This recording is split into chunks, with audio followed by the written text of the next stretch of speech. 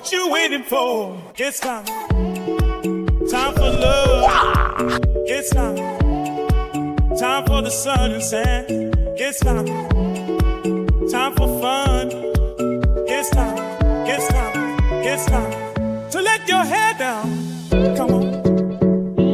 Come on. Come on. To have no fear. Come on. Come on. Come on. Come on. It's time. What you waiting for? It's time. It's time. It's time. It's time. It's time. It's time. It's time. It's time. What you waiting for? Boom, boom. Good evening, everybody. Welcome to another edition of the Merv Britto Show. My name is Merv Britto, and thank you for joining us on this beautiful, sunny summer Sunday. Yes? Yes. I didn't do this, and I forgot to do it. I'm supposed to have the applause button, and it's supposed to be on and ready to rock and roll to let people know that we're starting and we're introducing another episode of the Merv Britto Show. And as I always do, we want to introduce the rest of the gang.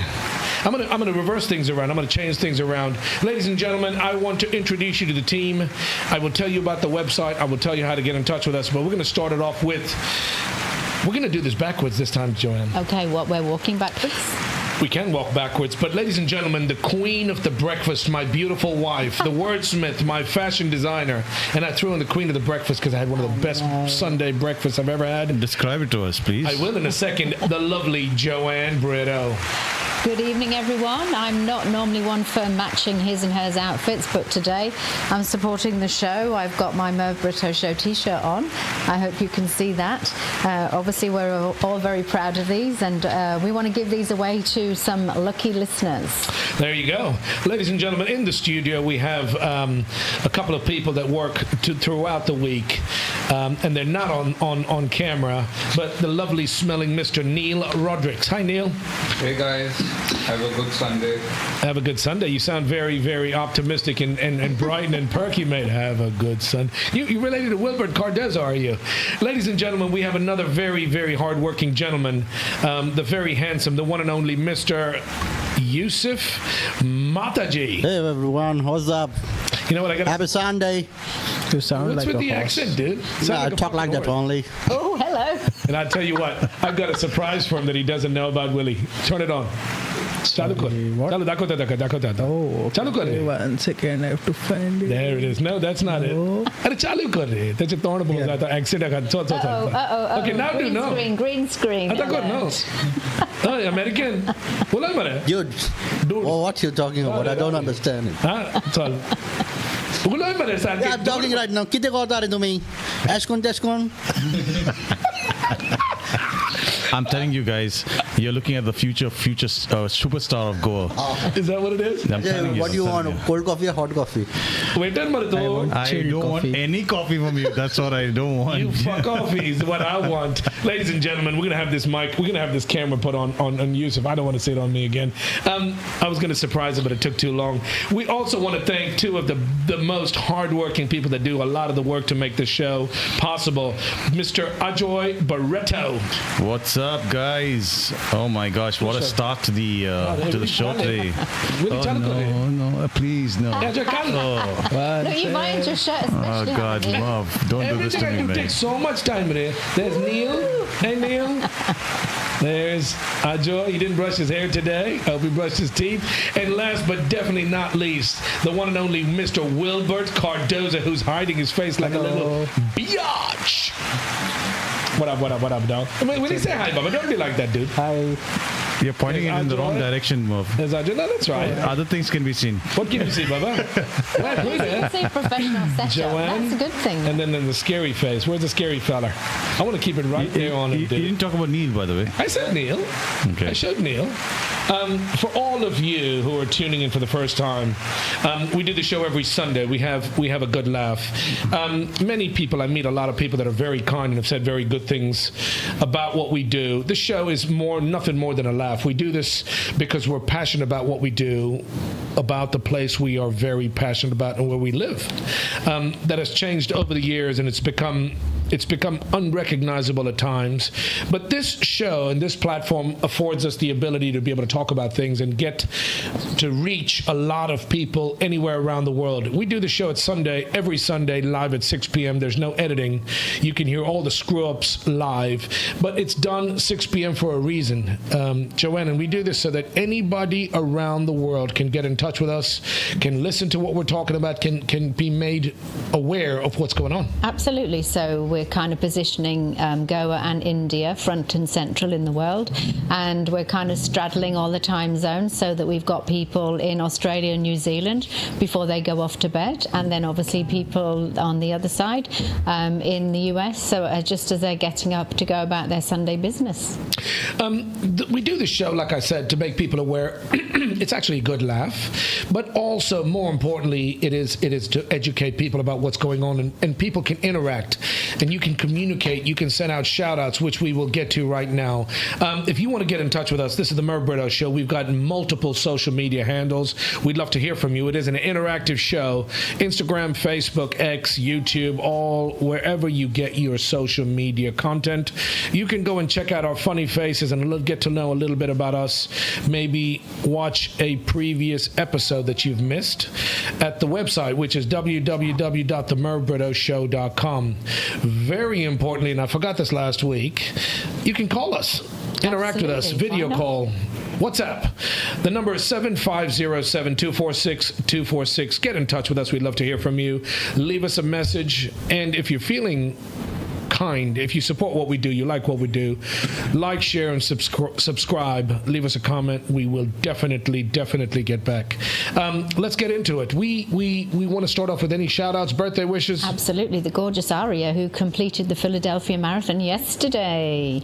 Give her a round of applause, my niece. Her. She looked absolutely amazing, really fresh, even at the end of the marathon. This is your niece, right? This is one of my two beautiful nieces, Priyanka and Arya. Arya is built like a freaking marathon runner. She is. She's very tall. Her legs are like 7 feet she's got each. A fabulous stride. She looks so elegant as she runs. Well done, my Lushy. And I heard just now you've qualified for New York. Yeah, New York Marathon next year, which is amazing. And she's made a lot of money for Cancer Research USA as well. Wow. Because she was inspired because of a friend of hers is suffering. Wow. Well done, Lush. She ran for all of those people, that friends and family that have also suffered too. So she's raised a lot of money, so we're so proud of you. Congratulations. Well done, Arya. Keep it up. She did it. There was a friend of hers that had to have treatment. Absolutely. And she's been practicing her tail off. By the way, did you see my two doggies? Paula sent me images of Charlie and Oliver at the site. Woofing at the sidelines. They're so cute. I miss those doggies so much. Ladies and gentlemen, if you have somebody out there that you want to send a shout out to, you want to wish, congratulate for a birthday, you want to say hello, we'd love to hear from you. That's what we're doing here on the show. And it gets us to interact with you and put people together from anywhere around the world. Absolutely. So listen, guys, we've got, I'm a bit outnumbered here in the studio and on the team, but I'm so surprised that you all didn't want to give yourselves a big shout out on November the 19th, which was International Men's Day. Yeah. What was going on, boys? My fiance wished me. Your fiance wished you. She's the only woman that knew about it. I didn't know about it. I think she is. How did she know about it? So you're man enough for her, yeah? Yes. My wife didn't wish me at all. My wife didn't even know. I didn't know. Really? No, I was listening to one of my favourite podcasts today, and I heard that it was on Wednesday. How did we miss it? Nobody knows about it. Keir Starmer had a whole load of influential men go to 10 Downing Street, actually, to listen to a lot of initiatives and kind of get some feedback on, how men and boys can be celebrated more loudly within society. My takeaway from her, what Joanne was saying, is she listens to other men, but not you. What are you trying to say, man? I've got no choice but to listen to this one. My wife, we're wearing matching shirts. I didn't even realize this. We're wearing matching TMBS shirts. International Men's Day, just like International Women's Day, like Mother's Day and Father's Day. I'm not big on all these.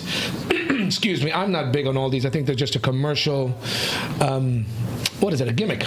But there are causes, there are legitimate issues that need to be, or occasions that need to be celebrated. Absolutely. And Women's Day, Men's Day, Father's Day, Mother's Day, absolutely every day should be those days. And it's nice to have a day recognized. But I've always said this about things here in Goa. They've got a massive festival going to happen. Has it started already, IFFI? Yeah, it started with a bang. Yeah. What the flipping Nora is going on, and why does nobody publicize these events happening locally? It's got a little bit of controversy to it because there's apparently there are no Goan films being showcased at all. How many good Goan films to be showcased? I think there are a few. What's the controversy? The controversy is, listen, we are in Goa. You don't give a shit. You're maybe Give something to the Goans, man. Nothing. It has to be earned. You've got so much talent in Goa, and if you've got a good movie that deserves the recognition, of course it should be platformed. But how can it be recognized if it's not showcased? Yeah, Mervyn, is Goa part of? here, Let me ask you: is Goa part of India? It's called the Indian. Is it International Film Festival? Yes. Right. If you've got something that's good enough to make that kind of level of thing, it's not because it's going and it's happening in Goa. Let's put it going. Bullshit. If it is that kind of quality, and we've got the talent, we've got the quality here. But if it makes it to that level, kudos to it. It should be. It absolutely should be. It's an international film festival of India, so you would have hoped that Goa would have had some films that could have been showcased. You've got the Olympics, and just because it's happening in whatever country, do you think those athletes should get preferential treatment? If you're holding the World Cup, if you're hosting the World Cup, you automatically qualify. So you would have expected you would like that to be the case. As host state. Now, I'll give you an example. I'll give you an example. Sorry, Joe. Basically, there was a film that was supposed to be showcased, and they cut it. They basically removed it at the last minute. People came to watch it. Oh, that's not good. Was it a Goan film? I think so. Konkani? I think so. I'm not sure. So they don't. My question is why? Why at this level, if you're trying to portray yourself as a world-recognized festival for films, you should not be making these kind of errors, man. Absolutely. I don't know, and this is unverified. I'm not gonna corroborate or stipulate. It was on today's papers. What are you talking about? Doesn't make whatever. The point I'm trying to make is you have this festival how often? Every year. Yeah. Have you not had the opportunity to put a Goan film on that level platform to make it, or an Indian film, or this is an international film festival, people from all around the world, right? Why is Cannes so popular? Why is the Cannes Film Festival celebrity A-level? All the hotties go there. That's why. All A-level celebrities from around the world because they put on a show. France puts on a gosh darn show. We've got that here. And it's sad because there's another reason. That's exactly why we do the show, to talk about these things. We may not be that level, but we've got a lot. We talked about Camino. Paula talked about Camino, right? We're going to put out another reel about it. We've got so much here to be proud of. So much talent, so many natural resources, our warmth, our food, our culture. Boss, put it out there. Make a movie that hits that level. And of course it'd be showcased on the IFFI stage. Okay. Yeah, I know, but I would have thought, though, because you're celebrating the whole of India, you'd have had the opportunity to celebrate a lot of languages across the country, because, you know, India's got the most amount of languages within a country across the globe, really. So you'd have thought that you're showcasing a lot of different language films. Can I say something? It's not the Language Film Festival. Okay, so it has nothing to do with language. But you're showcasing India, though, aren't you? I know, sweetie, but it should be an Indian film. It can be a Goan film, right?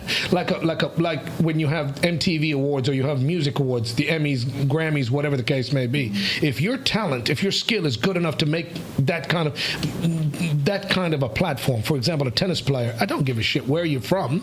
If you make it to that level and you've worked your way up, you should absolutely be showcased on that stage. Mm-hmm. Why is it not happening? Anyway, the IFFI Film Festival is happening here in Goa, and it bothers me because we talk about these events that are happening all the time, and they're not. Brock, what is this? IFFI under fire for excluding Goan films.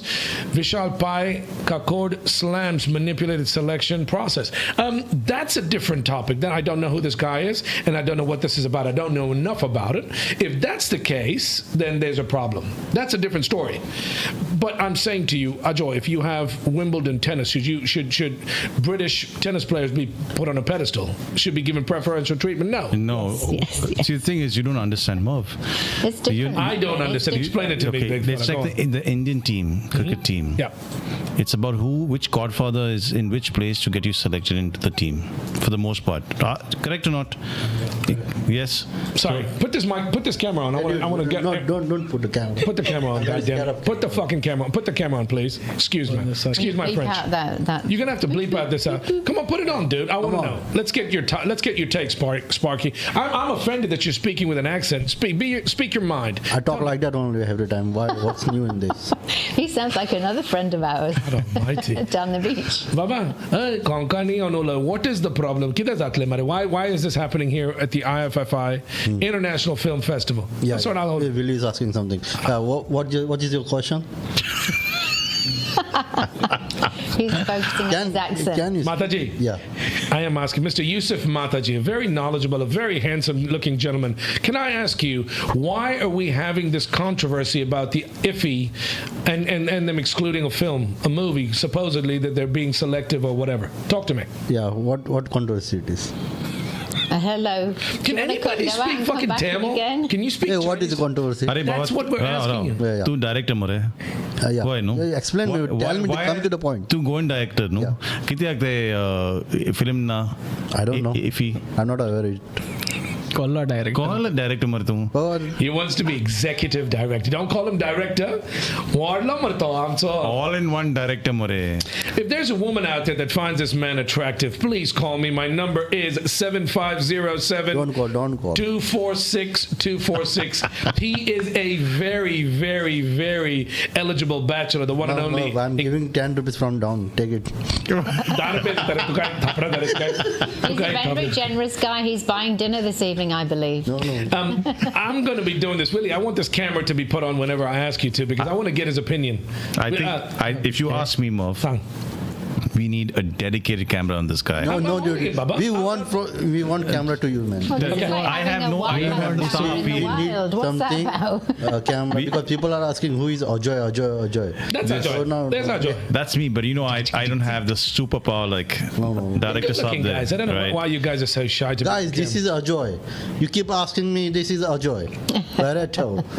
I love his accent. His accent makes me crack up, dude. I think it's so funny. Okay, we're gonna keep getting his opinion. During the show, we're going to ask Yusuf about his opinion. We started with the International Men's Day. Yeah. And I want to congratulate all the men out there. Just like it's not only a once in a year thing. Men, you need to step up and be men and teach the next generation, the boys, to be men. But yes, thank you very much for the International Men's Day, and thank you for forgetting my wife, forgetting to wish me for internet. Nobody, not one wish I got.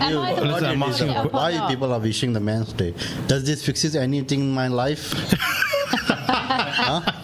Hey, you put off the camera, man. I think you are not a man. That's why nobody is wishing you. The goal is to build more supportive families, workspaces, and communities. If I wish something, does fixes your life?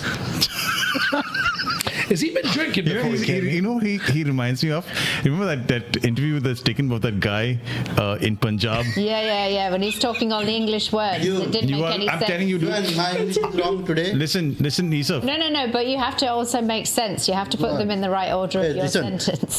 Same thing, you speak Konkani like how I'm speaking. Absolutely, I agree. But I'm not as good as you in terms of the superpower. This is a show based on Goa. This is a show for anybody. You can be Russian, you can be Greek, you can be anybody around. Russian, you don't understand. The show is about anybody who has a connection. You don't have to be going. But what I'm saying to you is you're part of the show, and when we speak to you, you should be able to give us an opinion, Yusuf. My opinion, I don't know. You look like fucking Stevie Wonder, dude. Watch the language. Sorry, Joanne.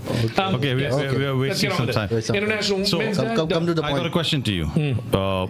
What does International Men's Day mean to you, Merv? To me? Nothing. No. As a man. Say that, sweetie. Don't say that, my darling. Listen, like I said to you, it's another commercial holiday. It's to be celebrated. I have to say, as men, we need to step up because you've got a whole generation of young people that are completely different to what we consider men and how we were brought up by our parents to be good men, yeah? Now I don't see a lot of young people doing any sports, Ajoy. I don't see a lot of young people I've got friends that play basketball.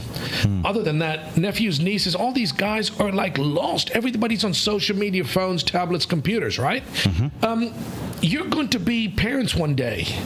And for me, International Men's Day means being an example, a role model to make sure that people around you see you, and you've got to earn it. It's not delivered. It's not guaranteed. You've got to earn the respect, but basically pay forward, pass it on what knowledge was given to you by your parents at a different time to be the man you have to be and you want to try to be and take care of the women in our lives. That's what a real man to me is. But I think it's about that positive role model element. I think that during the COVID times, there was a lot of people in isolation and things like that, and a lot of people's mental health has suffered.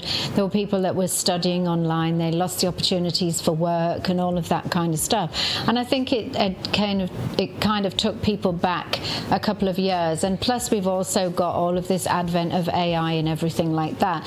And the job market is becoming more and more difficult for people. And I think it's also just trying to find a way through, trying to find your way in life, and also becoming that positive role model in your life, in communities that are local to you as well. And obviously just take examples from some great people around the world who you can kind of emulate to. I agree. We're saying similar things. It's just another holiday, but I do genuinely hope and pray that it highlights a lot of the stuff that is wrong with the world today. And on this occasion, I can say as a man that I've got so much love for this place that I live and I choose to live in. And it's not perfect. I call it a shithole, but it's my shithole. You laugh all you want to. It's my shithole. I love Goa, and I've grown up in the States. I've lived all around the world. I've been lucky enough to have that. But I love this place, and as a man, and I can see the deterioration, the degradation, the stuff that's happening here, and it makes me so sad. So the next generation of young Goan boys, Ajoy, I'd love to pass on for this International Men's Day. It's not only men's, it should be Men and Boys Day, but it is. It is. It's about, because obviously it's also just wanting to set those positive examples for boys as well, because there are some great lads in their community, and that they are the sportsmen in their local area, so they are actually leading by example, with great initiatives as well. You've got people, litter initiatives, and people helping out, reaching out to members of the older community and stuff like that. You've got a lot of these people, and they're kind of unsung heroes. Yeah, we do. Let's not Debbie Downer it. Absolutely, you've got some great people here already. The last thing I'm going to say about International Men's Day is I wish we had more Goan men and girls, but on International Men's Day, I'm talking about Goan men that know the value and know how important and how lucky they are to be here. And everybody wants to be elsewhere. The grass is always greener, right? Everybody else wants to be in Bombay. I want to be in a big city. I want to be in Bangalore. I want to be in America. I want to be here, there, and everywhere. Great. It's good for the exposure. But at the end of the day, you've got a diamond right where you are. But if you're willing to work your ass off, your tail off, you could do great things. There's a lot of successful Goan businessmen or people in general. Not only, it's not about money or business. There are a lot of successful people here in Goa that have worked their butts off that make us proud as Goans. Absolutely. You scratch the surface. You scratch the surface, and there's a huge amount of innovation going on here as well. And a lot of people just don't realise that. And I think, again, it's something that we've researched for the show itself, for future guests and things like that. And so, we do actually have to be proud and celebrate that as well. A lot more going forward. International Men's Day. Okay. So I heard that you were not well during the International Men's Day. Dude, is that true? I'm coughing, man. Last 2 weeks, you've heard me coughing, me and Willie. Yeah. I think Willie gave it to me. I think Willie's dude, look at this big nose. No, it's on that side. You've been bitten, I think. Have I? Yeah. Did you punch me when I was asleep, Joanne? Yeah, because you were snoring too loudly. Look. She was trying to remind you about International Men's Day. My sister gets so angry. Paula says, you need makeup. And I said, dude, this is the face I was born with. There's nothing going to fix this face. I've been coughing up a storm. Yeah. And Willie's been sick. And last week, I apologize profusely, immensely for being sick and coughing on the air, but we had to do the show and lozenges and everything else. So excuse me, but yeah, why do you ask? Could it be because of this, Merv? Yeah, get it. Apparently, 83% of Indians carry antibiotic-resistant bacteria, which says in a recent study. So, could you be one of those people? I don't think he is, because you don't really do antibiotics, and Dr. Lloyd, who is our doctor, is a huge advocate for doing a step-by-step process. He's a man. When kind of just getting on the road to recovery. He won't just hand out antibiotics like they're Smarties and sweets. Can I just say, I love Dr. Lloyd for that reason, and I wish a lot more doctors would provide this. I'm not surprised. Every time you go to a doctor here in India, the first thing they give you is antibiotics. Take the pink pills, I'll give you an injection. Here's some antibiotics. So it doesn't surprise me. 83% of Indians carry antibiotic-resistant bacteria. I'm not surprised. That's such a bad thing, right? Very bad. These strains, they morph. Whatever. When you build up that resistance, and then when you really, really need it, it could be a game changer between life and death. And that's always really bugged me about no pun intended. Listen to you. No pun intended. But it has, because I've said this before on air, that when we've got friends and team members who go to the doctors and they say, oh, I got an injection, I always ask what was in that injection. Nobody knows. I don't know. And I'm like, why are you allowing someone to just inject you with something you have got no clue they're injecting you with? And also, I think we are a self-medicating society today. Not so much, dude. People are going on the net and then doing their research. And now it's gone to another level with ChatGPT and AI, and people think that they know what's best for them, and they just start popping pills, and that's why we have this study here, which is quite scary, because when you really require an antibiotic to work, it won't work. That's dangerous, by the way. We're not, ladies and gentlemen, this is not something we're promoting to self-medicate. No, don't do that. No, we're not. Don't use ChatGPT. We are telling you to go to a doctor, and then if it's required, even the doctor should be careful about medicating you unless it's really required, right? Can I tell you two things that make me laugh? Everybody talks about the pink pills, and like you said, nobody has a clue what they gave you. In the injection. Nobody has a clue. The doctor told me to take these tablets. Do you not ask? Yeah. With the age of technology, would you do a little bit of homework to be able to help the doctor to be able to diagnose rather than self-diagnose? And the second thing that makes me laugh is when you go to a pharmacy, the pharmacist is prescribing, tell me your symptoms, and they give you stuff, dude. They're not doctors, they're pharmacists. Yeah, that's so true. So, ladies and gentlemen, in this day and age, you should be able to do a little bit of research, homework online, figure out what the issues is, but let the experts do their jobs. They've studied, they've got PhDs, they've got degrees. Let them do their jobs. But help as them. much as you can, though, live a healthy lifestyle. So, and try and avoid. Having to take meds. Moving forward, something that makes us boys and men proud is this. Congratulations, Mr. Master Priyansh, fantastic. a tribal student hailing from the most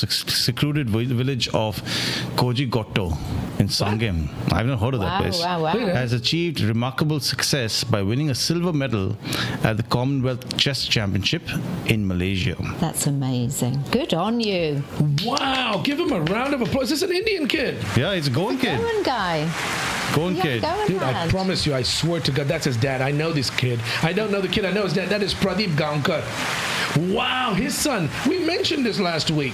So Pradeep Gaonkar works at the DOIT, by the way. I deal with him all the time. Lovely guy. But I didn't realize his son has won this. And this was in Malaysia. Yeah. In Malaysia. Silver medal. Congratulations. Wow, He's a youngster, dude. Yeah, very young. Wow, that should make you proud. There you go, Ajoy. He's competing in the under-8 category. There you go, Ajoy. You were whining about the fact that they don't show Indian or Goan films in IFFI. This kid has earned his way on an international level. Well done, dude. This is Priyansh Gaonkar. Minister of Social Welfare Subhash Pal Desai personally receives Commonwealth Silver Medalist Master Priyansh at Goa Airport. Well done, dude. Oh, that's He's phenomenal. a kid. Good lad. There's a role model. There's somebody on International Men's Day that makes us all proud. That's awesome, dude. I think that's great. I'm kind of scared to turn this camera on because this Charlie's on his phone. And also now we have two candidates who spots to be decided in the World Cup. Yeah. I'm confused, Ajoy. Yeah. We had this IFFI, whatever, not IFFI. FIDE that's happening here, but this kid won in Malaysia at That was the Commonwealth Chess Championship. Congratulations. Yeah. This is happening right here in our own backyard. Tell me about it, Ajoy. The semifinals of the 2025 FID World Cup will be decided in tie breaks after the second classical games both ended in draws. Yeah. Grandmaster Andriy Esipenko tried to massage a risk-free edge against Grandmaster Wei Yi. Oh, he beat Petrov. the Wei Yi. He beat the last Indian hope in the tournament. Actually, really? Yeah, Okay. he's the Chinese #1 actually. Dude, All I'm getting from this is that we're coming to the end of the. This is right, and they're doing the semi-finals today, I believe. Oh, okay. I hope Priyansh gets there. Priyansh will get there. You know what? That little kid, who just won in the Commonwealth, he will be here one day, and I'll be proud to announce his name. By the way, Grandmaster Andrei Esipenko and Wei Yi, while Grandmaster Javokir Sindarov. Wow, dude, these are the last final. These are the last final matches, right? These are all new names, by the way. I've not heard of them, and of course I'm a novice, so I wouldn't know. But these are not the usual names that we are used to. So this is great for chess. I think more talent pool coming into play here. Yeah, but I'm saying to you, this is happening in Goan. Who knew about it? I mean, this is happening, and I wish they'd promoted it, because you'd have a lot of people come here. Like you've got, Sunburn and all these functions? Yeah. If people from around the world, or maybe in Southeast Asia, or even in India, knew these were happening, you could attract a lot of people. This is big time, mate. This is a big this is a huge. Yeah. This is international, right? Yeah. Just see it up close, live in person. And I'm sure, given a few years or many years, maybe it'll sometime. Really? We will have Mr. Gaonkar representing us. Priyansh Gaonkar representing us on the international stage. Absolutely, because this Arjun Erigasai, he was the last Indian in the tournament, in fact. So he did extremely well. So he's hoping that Who was it? Arjun. So Arjun, he was the last Indian guy in the tournament. So he was beaten by the Chinese #1, who's in the semi-final today. Okay, speaking of grandmasters, let's speak to this. Flash. Are you taking a nap, Charlie? Okay, let's get your take on this. Yeah, the FIDE. First of all, what does FIDE mean?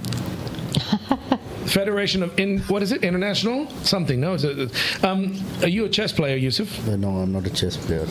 Chess, CHESS, not CHEST, dipshit. Chess. No, all jokes aside, do you play any chess? No, I don't play. Do you know this was happening? All these functions that are I know this is happening. You knew? Have you been there? No, I don't be there. So when it happens in Spain or Portugal, then you'll go. When it's happening in here in Goa, you won't go in your own backyard. Where is the time to go there? Which is true. He's an executive director working very, very hard. Doesn't have the time or the inclination. So you said the reason I'm asking you is there's a couple of things that I want to talk about in today's show, and I want to get people's opinions. Yeah, we'll get to that in a bit. Son. Yeah, tell. Nothing. I was going to ask you about, you know nothing about the FIDE thing, right? So you know what it stands for? You remember what it stands for? Tell me. You're asking a wrong person. International de Chess. Huh? I don't know. And I gathered that. You don't know what it is. But He's not a French speaker. He's not a French speaker. Neither but it's am not. I. This is something that is almost done, and we don't have any Indians, and it drives me up a pole. There's no Indian. There are grandmasters, but nobody's made. What is this? Why are we putting this on the screen right now? But there's been a real shake-up in the tournament. So it seems like, some new blood has been coming through also. We just talked about Priyansh. This drives you off the wall, and the fact that I have an issue with new Goan films being showcased at FE doesn't. You're putting stuff on the screen that we're not talking about, dude. No, That is not separate. that. That is not for you. The point I'm trying to make is this Priyansh Gaonkar is a young kid. He's very, very young. But he's not the only. We've got loads of Indian chess players that are top notch. And this is another I'm gonna whine about it till the cows come home, is we've got so much local talent. They don't need to get special treatment or special anything. I am so disappointed. It's sad because we've got the talent and nobody. It would be lovely to have an Indian, even more lovely to have a Goan be in the finals. No. Well, yeah, but there was no Goan there. There was some Indian talent that was already there, but you're in danger of contradicting yourself. Why? Why are you saying that? Because you've just contradicted yourself from the last topic, which was regarding IFFI. You have to be, you have to earn your place there. How am I contradicting? I'm just basically saying it's sad because we didn't have anybody there. Yeah, I know. I'm not contradicting anything. I'm not saying you're getting special treatment. I would have loved to see somebody be good enough to be on that platform of this place. How do you know they won't? Any names you can read that sound Indian to you, Spark? See, so if you didn't go to FID, you didn't go to IFFI, then what can I do about it? Okay, go on. Why don't you educate me, Spark? Okay, moving forward. No. Go on, Spark. You open your mouth, put your foot in it. Go on. Go on, let me hear what you say. About what? You just mentioned about me not going to these things. What about them? Do you have an Indian in them? Is there any Indian finalists? You were talking about meritocracy, right? No, yeah, exactly. The point I'm trying to make is obviously you speak English very well. Yes. You don't understand a word I'm saying. What is that? I said I would have loved to have an Indian at that level make the finals. Even more at Goan. Yeah? Understand what I'm saying now? You understand what I'm saying? You said you did say that you were frustrated that there weren't any Indians, and you were upset about it. I never used the word frustrated. Never used it. It's sad because we didn't have any Indians or Goans make the final stages. That's all I said. Okay. Yeah. All okay, right. Sparky. But we did have a boy from Raya, Maynard Furtado, who won gold at the WPC Nationals held in Bangalore. He's not a boy, dude. He's a man. Oh yeah. We were all boys at one time in Bangalore, breaking the national deadlift record by lifting 265 kgs. Whoa! And setting a new national record. That's crazy. Is 265. All of us together. Definitely half of me. There's definitely one half would be me for sure. Come on, babe. Maynard Furtado. From where is he from? From Raya. From Raya. Clear. Where's Raya? Raya, I think would be somewhere near Mapsa, right? Mapsa. If it's Mapsa. No, maybe I'm wrong. He doesn't know. It doesn't make a difference wherever you're from. You're going, and well done. 265 kilos, setting a new national record. Congratulations. This is him, I think. This is him doing it. Wow. We don't have any sound? No, we don't. We don't need sound for it. We just put some applause, dude. Look at that. Look at the bar bend. Look at that bar bend. Holy shit, dude. 265 is no joke. No, not at all. That's amazing. Well done, Maynard. You done us proud, mate. That's one of Yusuf's legs. Congratulations. Look at that bar bend. Wow, dude. That can't be good for the back. Congratulations. Well done, dude. There you go. See, he's earned it. It deserves to be there, and he's making Goa proud. Okay, what else? Marv, I got a question for you. Ask me. It's a Q&A. What is the record for the deadlift record, world record? Oh my! It's got to be. I have no clue. It's got to be close to 300. If this is 265, it's got to be 300. It doesn't make a difference. What's the answer? Are you going to tell me? It's 510 kgs. Holy shit! Set by Haftor Bronson. You know who he is? Yeah. He's from Bisholi. 2020. He's from Norway. I think so. Yeah. 500. You know how much? 500 kilos is half a ton. Yeah. That is half a ton. A ton is 1,000, right? We were talking about 265. This dude lifted 510 kilos, which is impressive. That is unhuman, dude. Wow. Good for him. He deserves it. Oh, that's good. Gone to the ad. Let's go. Let's go. Well done. Good job. Could they have lifted the road closures in Assagao and the North That made me so angry. That's what I want to know. That pisses me off. Hey, we're not going to go back in there. Are we going back to road closure? No. I've been doing a lot of driving. I've been doing a lot of driving because of my work.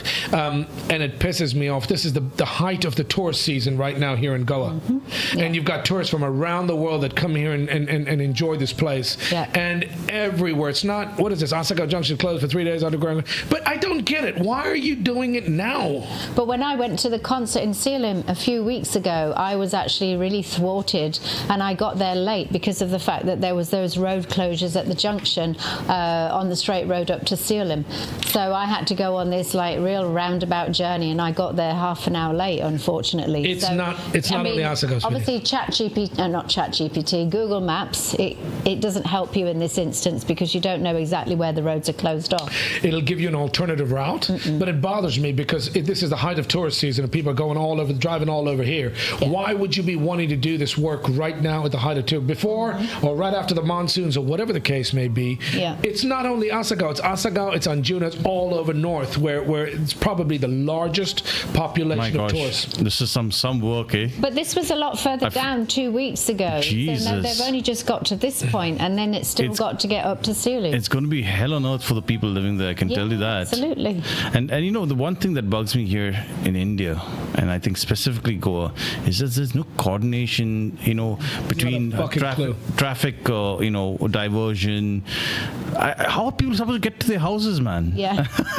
It's mind-blowing. Can I tell you, Ajay, they did the street outside this building, yeah? They did it in 24 hours. They did it in a day. Nobody was told. Nobody had a clue. Pre-warned, move your cars out, dude, blah, blah, nothing. We saw a bunch of guys appear, and they dropped off this cable. We saw a backhoe come by and started digging the road. Nobody had a clue. And this is what our clowns, and I'm happy to say this. I'm going to say this loud, and this is my opinion. This is not the opinion of the Merv Britto Show. I think you guys are a bunch of clowns. You guys are a bunch of knobs. This is scary because if there's any planning and coordination, you would let these people know, listen, guys, in the next 10 days or the next month, we're going to start digging. Can you make provisions, whatever, to fix this, right? Completely. You've got water pipes. You've got water issues. Save your water if a pipe breaks. We're going to be digging your road. Move your car if you've got to go to work the following day. All of this kind of planning and progression, you'd want to make sure these officials with brains, I don't know what brains they have in their heads, would be planning in advance to coordinate, Ajay, like you mentioned, with the PWD, the police department, the electricity department, all the works, public works, whatever the case may be. Why would you do this without any coordination? Put some cables underground. We spoke about this last week. Yeah. While you're digging up these roads, why not make a provision underground to make this something that can be permanently accessed? Create a chambering system where you can put in sewage, electrical, water, plumbing, internet, whatever you want to do, mate. This would rival the trench warfare in Ukraine, and really. This is crazy. I'm actually speechless looking at this. But this is happening right now, Ajay. We laugh about it. It's not a joke. These guys tear up the roads and there's no planning, right? If somebody smart out there decided, listen, we're going to dig up the roads. It's going to take a week to fix. It's going to take a month to fix. But when we're done, we'll never have to dig the road up again. I like how they sing wait him up. So that guy in the back there cannot get out of his house to go anywhere. Absolutely. Oh, Lord. It's scary. It's scary because anywhere around the world, if you do this kind of, and this is like hardcore, yeah, they're digging 6-foot trenches. Yeah, this is massive work, dude. If you had a big enough pipe, a urethane pipe or some kind of a chamber you could put in place to permanently, you would never have to dig this road up again. Is it common sense or is it just stupidity that is not being done? But there's no protection in that chamber either. No, they do. I've seen what they do. Sweetie, they'll dig the hole, they'll put the pipe, and they've got to go through, they've got to dig across everybody's water connections that are going across the street, right? The point is that after they fill it in, they'll put these slabs above it, so if anybody goes to dig, it protects these very expensive electrical cables. But how do we, as internet service provider, access the fibre optic cable once it's been closed up again? There is no provision, and like you said, and we were just discussing, there is no provision made where anybody with a brain, half a brain, would say, if you're going to dig up these roads, why not get the internet service providers? Why not get the electricity department, the water department, blah, blah, blah, blah, blah. Let's do this job one time and permanently so we don't have to keep digging up the roads and wasting taxpayer money every time these roads get paved, where we have to dig up because the next department decides to do their work. This is called a circular corruption economy. That's why. That's so true, though, Joe. You make a joke of it, but it's true, right? This is true. This is forget circular. This is corruption at its finest, right? Or this is brainless power, brainlessness at its finest. Where if you actually had it properly planned, you could put provisions to have it permanently done. Yeah. You'd never have to do it again. It's being done all over the world. Yes. But you're trying to reinvent the wheel. I don't think this is going to be permanent. Doesn't look like a permanent job to me, but No. I may be wrong. Yeah, I may be wrong. I don't get it. Sometimes you surprise me, Ajoy Barreto. Why is Did that? you not have this done in your goddamn neighborhood? I did, and it was hell on earth. And but see, the thing is, we had much wider roads than this. Here, there's such narrow roads, and people can't get out of their houses, man. Boss, Imagine an old person, if in emergency, where there are many houses here. Can you see the number of houses there? First of all, this is not a narrow road. This is the main Assagao Soro junction. My God! So how do people have to? How do they travel here if they want to get to their place of work or Helicopter. Jesus Helicopter, Christ, man! Helicopter. Jesus Christ. This is the brainlessness of our home. This is our home, man. This is At least do it in stages where one road is accessible and then you do, the other road can have a work. diversion. Have a My diversion. God. It's not rocket science. They're doing the construction, the Poveri, Mapsa Poveri, Panjim bypass, right? You know what a mess that is? But at least they've had what is it called, diversions and ways you can get around it. It's a mess. This bridge is a permanent thing. That's not a problem. We are willing to put up with this kind of, what is the word I'm looking for? The inconvenience. Yeah. Because it's a permanent bridge. What I'm saying about them digging and trenching these roads, when it pisses me off, this isn't the first time. This is probably the 100th time they've dug up this road. But what makes me angry is they don't have a provision so that they never have to do it again, or maybe they don't have to do it for the next 20 or 50 years. True. Why not have it properly planned out so that these guys can put something in place now while you're being inconvenienced, so that it never has to be done again? Shut the roads off for a month, no problem. These main arteries, these main roads, and you don't do it during tourist season, do you? Merv and Joe, I wanted to ask you guys. I've heard a story that Boston, basically, Massachusetts, is built on an older city, especially the railway line. There should be houses there, right? How did they get people to move out so that they could build that without any problems in the past? Do you know about it or not? That's a strange question to ask. I have no clue about Boston. I'm telling you about places like New York, where it's more congested than this. And they try as much as possible not to inconvenience people or disrupt traffic and blah blah blah. They're doing all kinds. Listen, Ajoy, forget about all these international places. Do you know Mumbai's built on freaking reclaimed land? Yep. Yeah. Do you But know how also- beautifully and how great they've done a lot of the work there without the disruptions? We're still living in 1850 in Yeah, Goa, but right? also You've in got- the States, though. But in the States, a lot of it they've built their cities on a grid system. So in terms of overall commuting and that kind of stuff, I think that there was a lot of forward planning around that. So I think they would have did what they needed to do when they were originally building their communities. These need to be planned Of and course. implemented. Should I get back to my enforcement soundbite? We forgot about that. Forgot about the enforcement, right? did. The fact of the matter remains, we've got some very bright people, and I've spoken about that. We talked about the filth in Mapsa. We've spoken about potholes. We've spoken about things that happen on a regular basis that nothing changes. Now, if you're going to do construction work and digging underground, you've got some smart people out there. Why not, like they did right around the corner from your house, Ajoy, in Miramar?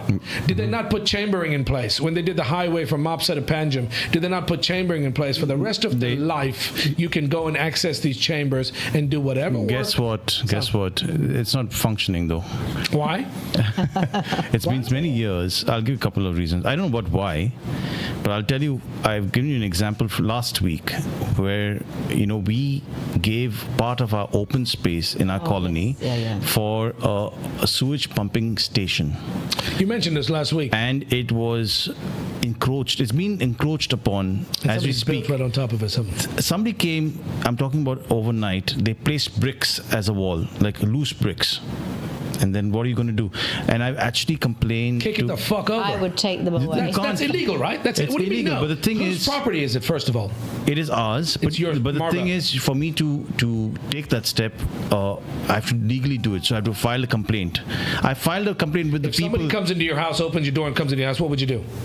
Mate, but it's not just my house. It's Marvell Colony property, right? It's open space. It belongs, in a sense, to the municipality who have to take care of it. Oh, it does? I have to pay. I have to make a complaint, and they have to act on that complaint. I've provided all kinds of things. So it's not Marvell property. So I can assure you, it's not Marvell property. It is Marvell property because it comes within their limits. But the maintenance of the open space, as per the by a Supreme Court ruling, is the responsibility of the municipality, which we come Not at under. all. If it's private property, you maintain it yourself. If you should have It's security not people there. private property. You're wrong, Merv. It's not private. I don't know anything about it. telling You just mentioned me. I'm trying to, Yeah, so let's get one thing straight. If it's your property, you got to take care of it. Somebody comes and does something illegally, you got to take action. It has to be done by the rules and the laws. I understand that. But if somebody comes and does something illegally, you don't let it happen. You stop it right when it's happening. Call the police and stop. I've called the police. The police doesn't come. What are you going to do? Start a fight? Get whacked in the head by a koita or something? That's really bad. That's not going to be. It's not going to be worth our while. You need to have security there so that this kind of stuff doesn't happen at night. No, but why should I have when we know, as per the maps, as per the zoning, etc., it belongs to the Marvell colony? Why should I have to actually pay money to have that protected? No, it is known. What else are you going to do? Are you in a better position without having me the saying security? to Joanne, make sure you stand around. What's the famous park in Hyde Park and protect it. Hyde Park doesn't need protection. Same here. It's like a park. It's a park. This is private. That is public property. If you try to build in Hyde Park, they'd come and cut your balls off, dude. And in your area, that's what I want them to do here. They're not cut doing somebody's things off, man. They're not doing it, and this is the kind of stuff that keeps happening. That's what a robbery is. And I assure you, if that is not taken care of, I can speak on behalf of our association. We will not allow that pumping station to function, and thereby everybody around us will be affected. What is the norm that happens here in Goa with illegalities, things being built illegally?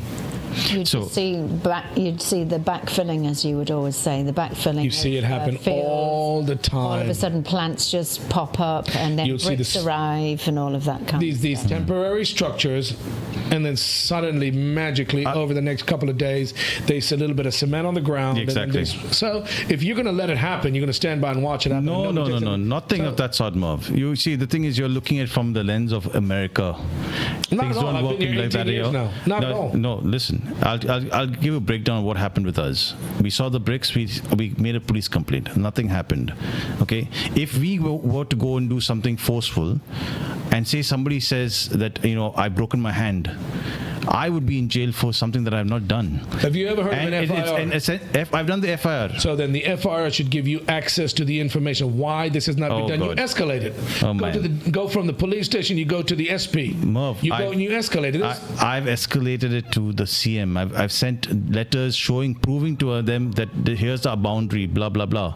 They claim they don't have those documents with them. So frustrating. Mate, it happens. You don't understand how screwed up the system is. I know the system is screwed up. I'm dealing with it every day. I deal with it all the time. But I'm saying to you, the next step is go to a lawyer, go to an advocate. I've got an advocate that gives you the best advice. If the police aren't doing their jobs, which 90% of the time, I shouldn't say that, but most of the time they don't do jack. They'll ask you to give you video footage of neighbors' cameras footage or whatever the case, and they do nothing. The police do nothing over here. You've got to escalate it and go follow the rules up the ladder. And it does get taken care of. It will get to the point where if you're going to the CM and the CM's not doing something, it may be the CM that's building this goddamn brick wall, by the way. I'm surprised that it's not, nobody's taking action about this, because this is, if you're saying this is private. This is vote back politics at its best. So they won't act. Get the media involved. I've got the media involved. And still nothing. Nothing. So what has to be done is the court has to intervene. So this is what these guys depend on, right? They know that the court system is going to take 10 years, 20 years. Yeah. Yeah, but they can't do shit while get an injunction. They can't do a damn thing. They can't add a brick. But they can though, Merv. You know it happens. That's the whole point. No. This happens all the time. And that's exactly what an injunction is. An injunction stops you from doing anything. You cannot put another brick in place. Yeah, that's supposed to be the case, but I mean it happens. It doesn't happen, dude. Well, it doesn't happen all the time, but I'm saying there's ways to follow this up. And then people don't do their jobs. Yeah, I know. We're talking about this every goddamn week. about things that are supposed to be done or not being done, and they're trying to reinvent the wheel, and that's why we talk about them. But this is not a one in a million issue. This happens all the time, Ajoy. I'm surprised that nobody's doing anything about it. And but you know what? That's where we leads to our next story, where where the Muslim community, I believe in Merces Panchayat, have volunteered amazingly. I must take my hat off to them. They've volunteered to not use loudspeakers during their azaans, which is amazing. They've been proactive. They've made a decision that not only benefits their neighbors but community at large, and it's something that we have to appreciate, and I hope every other community out there does so in their own way. What do you think, Merv? I'm so glad you mentioned. I'm so sick and goddamn tired of talking about all the negative stuff. This is such a positive. This is such a great story that people that have every right to blare their loudspeakers. I've got a Muslim guy sitting right next to me, and I want to get his opinion about this. I didn't know it was called what's it called, an azan? Yeah. Azaan, yeah. I'm all jokes aside. I'm being serious, dude. Yusuf, Yeah. What is the call to prayer called? It is 5-time prayer. It's called the Azaan? Azaan. This is called being considerate. You're Muslim, you've got every right to do your call to prayer 5 times a day. I've heard it in Indonesia, I've heard it in Bombay, I've heard it all over the world. And the fact that these Muslim people, although they have every right to broadcast this, are taking it upon themselves and being considerate and not disturbing the neighbors, I think it's absolutely admirable. Yes. Shout out to them. I think they give them a round of applause for flip's sake. Yes, fantastic. I was just wondering, I think I was... Where is this, in Merces, yeah? Merces, Sorry, yes. Joe. No, I was musing out loud as to what has prompted that at this point in time, because I'd done some extra research. And it had seemed that maybe 4 years ago, there was a court order to say that this should be enforced in terms of the kind of noise pollution, but to kind of prevent noise pollution, because obviously we know there's a lot of noise pollution here in India. And I think the first time I ever came and I was like hearing the honk honk in the morning with the power guy, I was like, what the heck, I'm on holiday, who's making that noise? It really completely took me by surprise. But I was just, it seems like that this has been something that's been, in the loop for quite a while, maybe 4 years in the making. I'm not sure what's prompted it now, and it's great that this community is, also thinking on behalf of its neighbours. But I've also read that in Mumbai, some guys have developed an Azaan app, so that you're going to avoid the loudspeakers, so you can play that at home, and you're not affecting other people. I think that's brilliant. And it's not just one source. Noise pollution has many sources. But it takes a first step to address this issue. Can I say? And I commend the Muslim community from Merces for doing so. Yes. And I hope other communities and people, whether you're non-religious or religious, do the same. Start with your car horns. How much? Oh, yes. Oh my gosh! In Bangalore, I used to be in Bangalore for some time. People used to go deaf, like medically deaf, traveling from work. Yeah. Because the decibel levels were more than 100 on the roads leading to their work. Can you imagine that? It's horrific. We're talking about different things. We're talking about noise pollution as cars and stuff. This is a religious thing. And for anybody around the world that knows how this place is, if you try and touch a religious, whether it's a tree, a chapel, a temple, mate, you will bring down the wrath of God. These guys come out in numbers. We've seen highway construction expansion, and it happens all the time. Try going to a Catholic community and moving a little chapel or a little church or a little cross. The fact of the matter remains that these guys are being considerate. They're being. This is the 21st century. Although we have every right to make the Azaan loudspeaker, the noise that it makes 5 times a day, they've taken it upon themselves, and that's what's admirable. Yeah. The parking, the sound, the noise pollution is just ignorant, idiot, stupid. But people. Merv, it's all related. It's all noise, right? No, but you can say then you can say fireworks and noise pollution. Exactly. That's my point. That doesn't happen 5 times a day. I'm hoping that people who see this this news, especially Goans, are inspired to curtail noise at other noise levels, wherever they may be. It could be the cars, it could be fireworks, it could be so many other things, right? Yeah. Okay, let's ask the resident Muslim right here in the studio. That's not Joanne. That's my friend Mataji. Hey, first of all, I'll listen. Don't be hiding behind that. Yeah, don't be hiding behind. I'm going to punch you in your nose. Yeah, yeah. As a Muslim, enlighten me. There's the call to prayer 5 times a day. Yeah. And Muslims go to the you don't have to go to the mosque. You just the call to prayers to say your prayers. No, they're calling to come to the mosque to pray. Is that the call to prayer to come to the mosque? Yeah. The people that don't go to the mosque, you can pray at home, right? You got to face Mecca on a carpet and you say the prayers. Yeah, doesn't have anything to go to the mosque. They can pray at home. That's my point is, why do they have to have a call to prayer? People have an app, or people can time it themselves. It's all religions have different calling to prayer. Like some has like church has a bell. Yes. So like Muslim have Azaan. Yes. So something like that they have.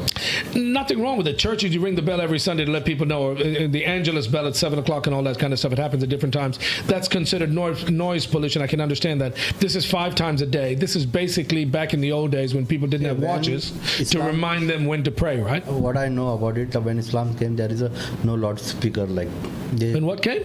There is no loudspeaker. When Islam, there weren't loudspeakers. I'm talking about centuries ago, right? Okay. So people have to say like that normally.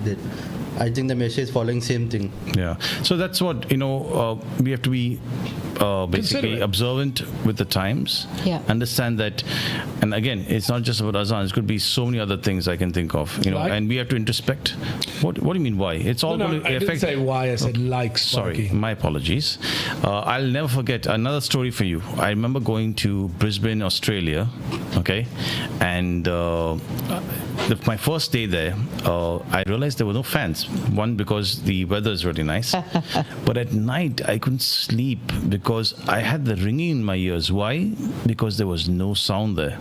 Yeah. It's amazing. It's actually scary in a way, and I had to get used to that because I couldn't sleep because that ringing in your ears, which could be tinnitus, people could say, but it wasn't. Was just because my ears were not attuned to silence. You probably complain about that too now. It's either too loud or it's too soft or too soft. The grass in the studio is for sure. always greener on the other side, isn't it? No, but the thing is, it's like you get a hissing noise. You get a hissing noise in your ears when it's so silent. My gosh. I know exactly what you mean. And when I go home to my mum's and I'm in my bed at home, I'm like, oh, wow, this is heavenly. Yeah, I'm not hearing the AC. I'm not hearing a fan. I'm not hearing a dog barking outside. Wow. And, I do enjoy the sound of silence, in fact. There's a song in that.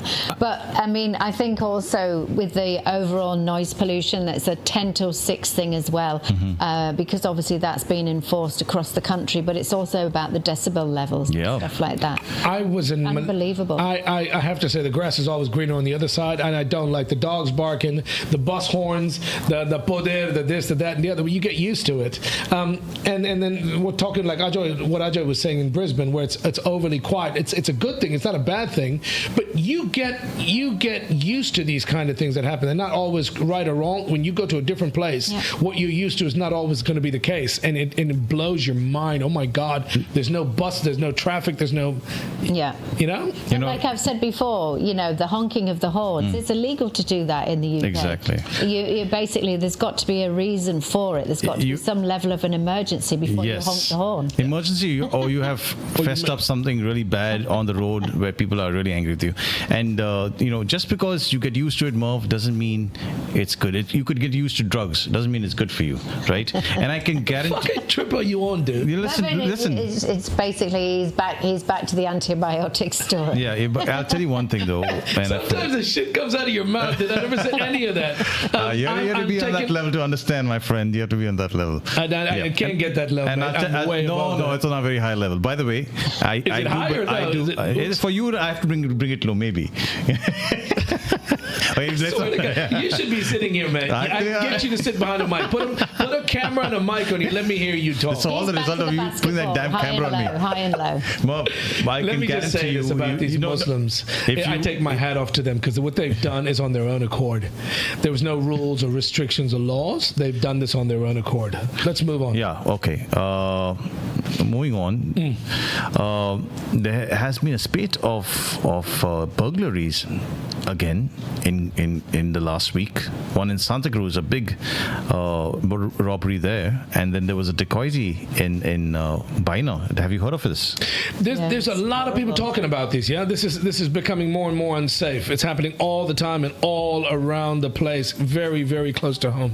What's this all about, dude? So there was a major daylight burglary worth 25 lakh, as was reported at a residence in Santa Cruz. The occupants had stepped out briefly to drop their children off at school, and of course that's when it struck, when the thief struck.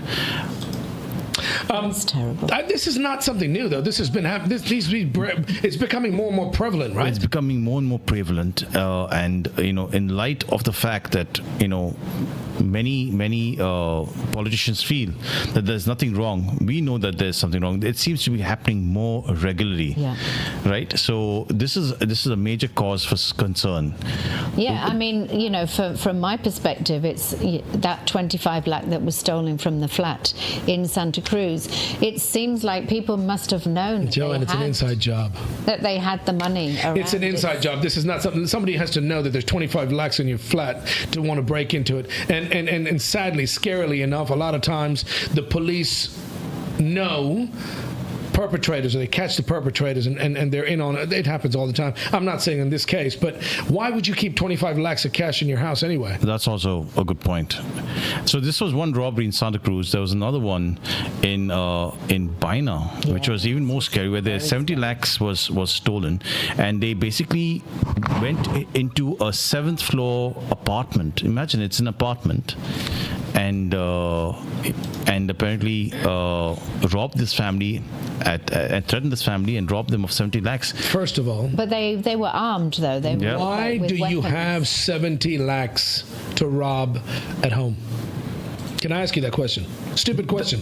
Why do you give people the opportunity? Yes, crime is not something new. Being robbed, being whatever, thieves are not new. All this happens. Yes, I can understand that. But why take the chance and have stuff? It's your property. You shouldn't have to worry about it. But why take the chance to have 70 lakhs of cash at home? That doesn't make sense.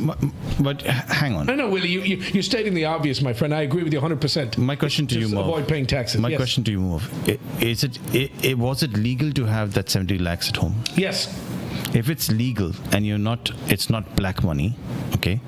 I'm not alleging anything. I'm just saying, generally speaking, then by right, you should be protected from such incidents. You should. You should. I should. Back in the days, we talk about it all the time. We used to leave the doors unlocked.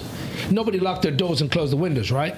But it's happening right now, Ajay. And why would somebody be stupid enough to leave 25, leave alone 70 lakhs at home? There you go. They've got the dog out. There's the dog. They walk in the dog.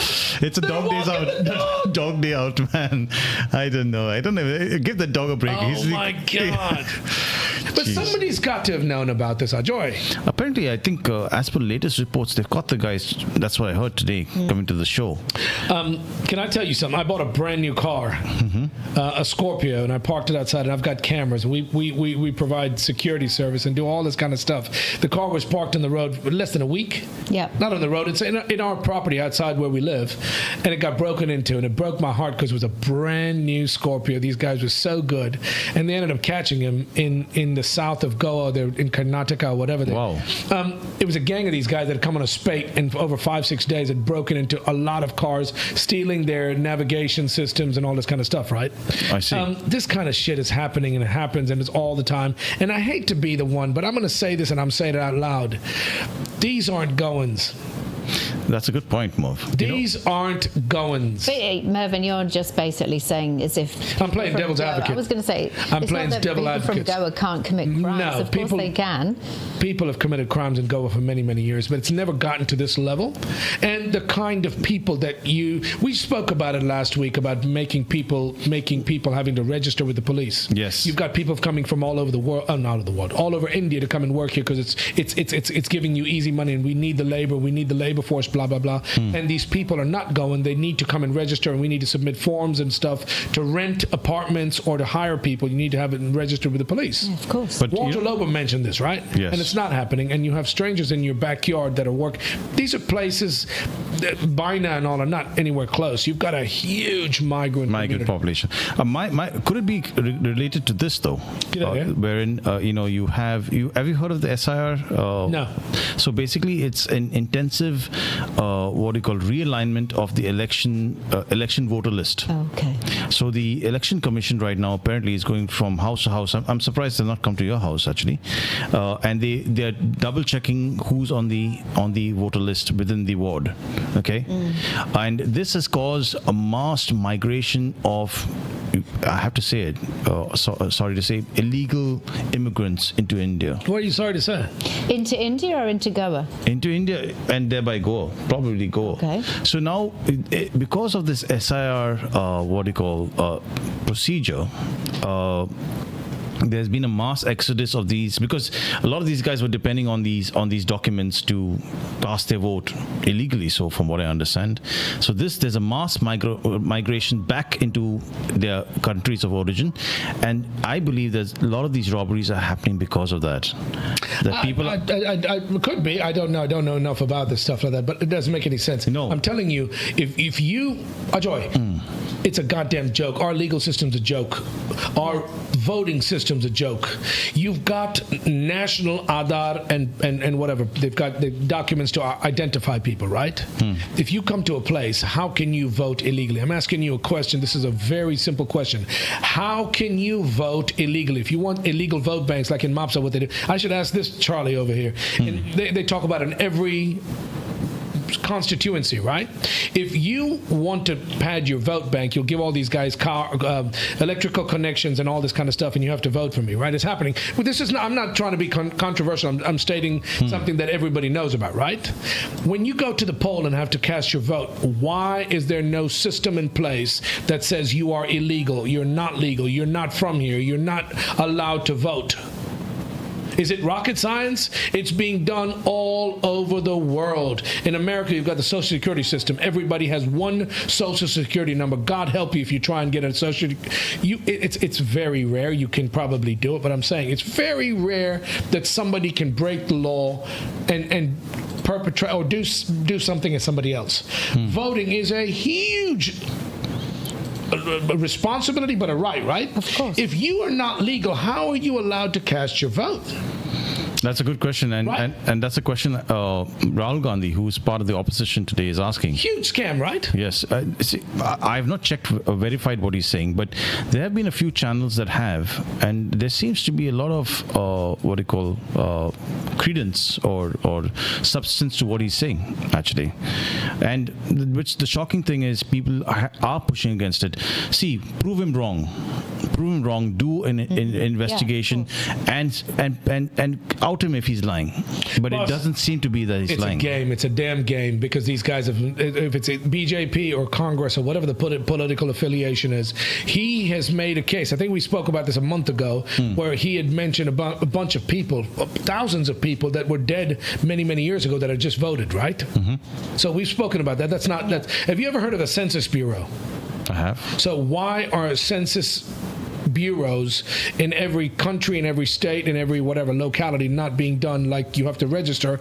But when it comes time to voting, you've got to have it should match, right? Well, yeah, there's got to be not only match, Ajoy, there's got to be something that cannot be doctored, that cannot be manipulated. You've got to go and present an ID that the local people know who you are. Basically, you've been registered, censored. The censorship bureaus have got you registered to be able to vote, right? It's not rocket science. But if you've got a corrupt and a criminal and a crooked way of doing things, and this is happening all the times, don't complain about illegal. You've got it on the screen with you right now. That's what I'm saying. Bangladeshi nationals remanded in MAPSA armed Dakarti cases. Police boss, why are these people not being identified as people that don't belong here? They're not. They should be documented at least, right? Of course, right? There's many people that were born in India and they've got birth certificates from here. They've got all their documentation, but then there's maybe spelling is wrong on one of their IDs and stuff like that, and they're having to jump through hoops to even try and get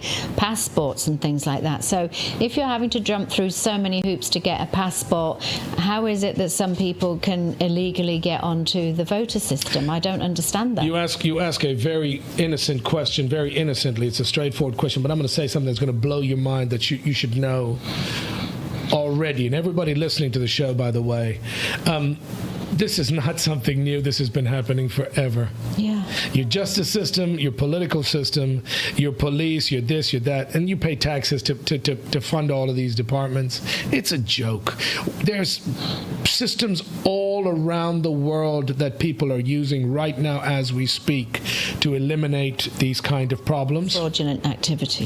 But here in India, because it's a way to make money, you're trying to reinvent the wheel. Ladies and gentlemen, you listen to the Merv Britto Show. These opinions are very strong, and these are our own personal opinions. They do not reflect the show opinions of the Merv Britto Show. As I said to you in the beginning, we would love to hear from you. We would love you to leave a comment, get involved, get in touch, wherever you get your social media, on all these platforms on your screen right now. Facebook, Instagram, Twitter. I'm not going to go through all of them. The MervBrittoShow.com website. But especially if you want to call us and give us a piece of your mind and tell us what you're thinking, the number is 750-7246-246. And guess what? You can call me from anywhere in the world. On WhatsApp, we'll get you on the air. If you want to be seen, you can be. If you want to be anonymous, you want to just have your voice heard, get in touch with us. We'd love to hear from you. The Merv Britto Show, you can live subscribe. If you like what we do, like and subscribe. But we want you to get, this is an interactive show. We want to hear from you. Yeah.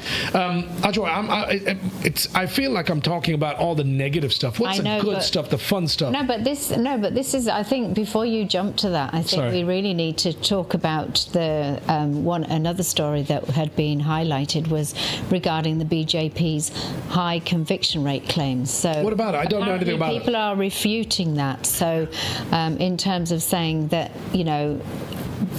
enough crimes are not being solved. So it actually blew my mind when I was reading this earlier. There was, out of 2,263 serious criminal cases between January 2019 and June 2024, only 53 convictions have been secured out of all of those cases. This is not the first time. Which in terms of percentage hit rate is really abominable, really. Can I play a sound for you? I want to do a different. Yeah, I'm going to say, when I play the sound, what comes to mind? What does that come to mind? What does that mean? No, that's a punchline. That's a punchline. But I need to get a sound bite in here that says enforcement. It's a joke. Yeah. So the BJP is making these claims. So this is basically in Goa itself. It's out of 2,263 cases in Goa since January 2019 to June 2024 53 convictions. That's like terrible. That's a joke. Well, what are the cops doing? They're on vacation. That's right. Don't just blame the cops. What is the judiciary doing, man? Of course. Ajay, have I never said before on this show that it's a joke? Every court case lasts 20 fucking years. But as Indians, as Goans, we keep doing the same thing. The height of insanity is doing the same thing and expecting a different outcome, right? And I'm not trying to beat a dead horse or beat a drum and Debbie Downer. I'm just saying to you, this has been happening for many, many years, decades, right? When does it change? When do we have proper and permanent change in the system? I've got a solution. Son. Just like we demonetize our money, why can't we demonetize the cases? Not demonetize, de-judicialize the cases. Defunding the cops? Is that what you're saying? Let's do a do-over, man. Can I say something to you? And it pains me to say this because I sound so smart saying it. In this day and age, in 2025, in this day and age with the way technology is, it's a goddamn joke that us as Indians, as Goans, as Indians, are having to whine and bitch and complain when you've got technology that can solve, that can fix, that can... Guys, why are we still having these problems with the judiciary, with the legislative system, the laws that are already out there not being enforced, and all these things? As citizens, it's our right. We pay money in taxes, and we pay a shitload here in India, don't we? We do. Yeah, we do. But With the problem is... Sorry. But I was going to say, you're talking about technology, but there's also the huge rise of cybercrime as well. Yeah, but that's all... Phenomenal. Joanne, we're talking about problems that are happening, recurring problems, and things that are getting worse and worse, right? You've got crime rates that are not, the crimes that are not being solved, and crime rates and political affiliations, and everybody's pointing fingers and blaming everybody else. Yeah. Why not use technology for the good and fix these problems? Like right? how though? So you would ask, if you had a problem, you'd ask ChatGPT, listen, I want to bake a cake. How do I bake a cake? They'll give you step-by-step instructions. Okay. If you had which we do, we've got loads of smart people. If you have a problem, and it comes back, I want to read some of the comments. We got some comments about the filthy mops of market, right? How do I keep a market clean? You really think it takes tech, or it no, it can't be doesn't, resolved? Mervyn, So but you, why is to it not solve being enforced? crimes, it's not about the tech, is it? To solve crimes. I need a new soundbite. I'm trying to figure it out. I was looking at Don't do it live on the show, mate. Why? I want to do it live on the air. I'm saying to you, but I'm saying we're acting like this is something. Like we're trying to reinvent the wheel. We're trying to solve neurosurgery and removing brain. But it's about having the processes working, though. So, sweetie, it's the same people that are running the show year after year, election after election, and jumping parties and doing all of this stuff. And the rest of us are paying taxes like what is it? What do they call them? They like just following sheep, lemmings, There you go, like at the lemmings, edge of the right? cliff. Right? Yeah. Here's another story. Conviction rate remains high, even as crime numbers rise. Damu, go on, Ajo. How is that possible? We just read that it isn't, so I don't know. It doesn't make sense, mate. But you Doesn't don't make always sense. believe what you read. So when somebody's telling the truth, there's always three sides. I don't believe that anything's going to change until there's. I want to see a mass uprising. You know what you had in Sri Lanka and Nepal? Trump. No, I'm not shut. I'm not Peaceful deciding. one, you mean? No, right? a peaceful way of letting people know I'm sick and tired of being screwed, and the change has to happen with social media. With I'm not inciting anything, by the way. I'm just saying to you, use technology, use the smart people that are out there to enforce laws, rules, and make changes for the better, so we can. We already have a system like that. You know that? What is it called? It's called voting.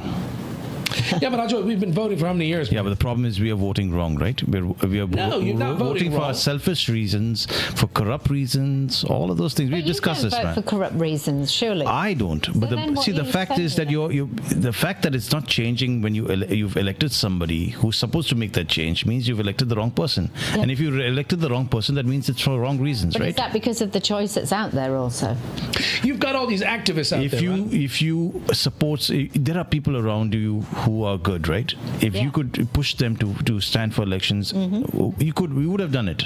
People are not doing it. But I think people, because you're putting yourself out in front, and you're putting yourself up there ready to be taking a fall and potentially being the fall guy, instead of being ruining able and sullying your name. No, I don't want to be part of politics. And let's be honest, there have been good people who have stood for elections, but they've never got votes. Why?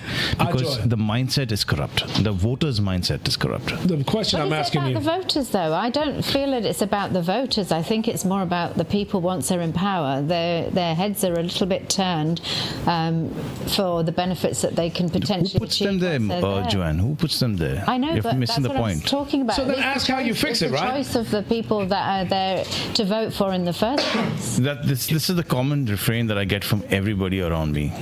If I vote for I might as well vote for the least corrupt person. No, don't compromise. You vote for somebody who's not corrupt at all, who's completely honest. Maybe he'll get just your vote. but at least you're making a statement that you're trying to make a change. Yeah, of course, I agree. So with you people are trying to do not that. doing that. They're voting. They're allowing themselves to say, "Oh, I'll vote for the least corrupt." At least what else to do, Baba? There is an option called Nota. That is also wrong because you're What not. is that, You're like not telling not people. You're voting not at all? telling. No, that's ridiculous. Yeah, ridiculous. I don't agree with that. at all. You even give a vote to somebody who will get 1 or 2 votes. No problem. But at least you are telling people out there, see, I support All right. you. Rein it in, ladies. Rein it No, in. listen. Well, I don't trust this I thing. would say, at the end of the day, even in the UK, it's obviously it's not a perfect system, but some people who are also just maybe wanting to kind of rally against some of the main parties, then they'll vote Green because at least they feel that they're doing something like a positive change towards the environment and things like that. And I think that potentially, if there was more opportunity for that here, that could make a little bit of a difference. By the way, Merv, Yeah. okay. Esuf wanted to say something about this, right? Say something like, if you vote a good person, it turn out a bad person, then what will happen? So then you vote him out, right? You vote him out and vote for another good person. No, you're saying that he is an honest person. I want to vote him. Correct. So if you voted him, Okay. he won the election. You guys. And he turned out a bad, then So make sure he never gets a chance to vote. you have to wait 5 How many of these stories have happened in the past? Many times. Yeah, and we've still voted for them, right? Yeah. Why? We had to vote. It's Enjoy. our right to vote. Listen. I love this conversation. I want to have this I want to do a whole show. I want to have somebody on the show. This is exactly why we're so passionate about this. You and Yusuf are having a great discussion, and this is exactly the questions we need to have in public. But this is the platform. This is the forum. This is exactly why we do the show. Yusuf, Willie mentioned Nota. That's not going to fix the problem. Ajoy is saying that you don't have an alternative. How do you fix the problem? This is the discussion. Yusuf, how do you fix the problem? What's your opinion, dude? Talk about it. In democracy, how you will fix the problem? What? In democracy, how you... He doesn't I'm asking believe you in the goddamn democracy. question. Why are you asking me a question? Put this goddamn camera on. Let's put this camera on this boy, yeah? On this man, on International Men's Day, yes? That was on Wednesday. Okay, put it on him first. Connect with Yusuf. I know, let's connect with Yusuf. Okay, Mataji, Sang, move that, yeah? How we will fix the problem? I'm asking you the question. Now, who's on first? You. Okay, let me start again, yeah? Dictatorship. He doesn't believe in He had a democracy. very good question, right? So I'm asking you, we're discussing this, right? We're going to talk about it. They have right to change the party. We should have the right to change the vote also.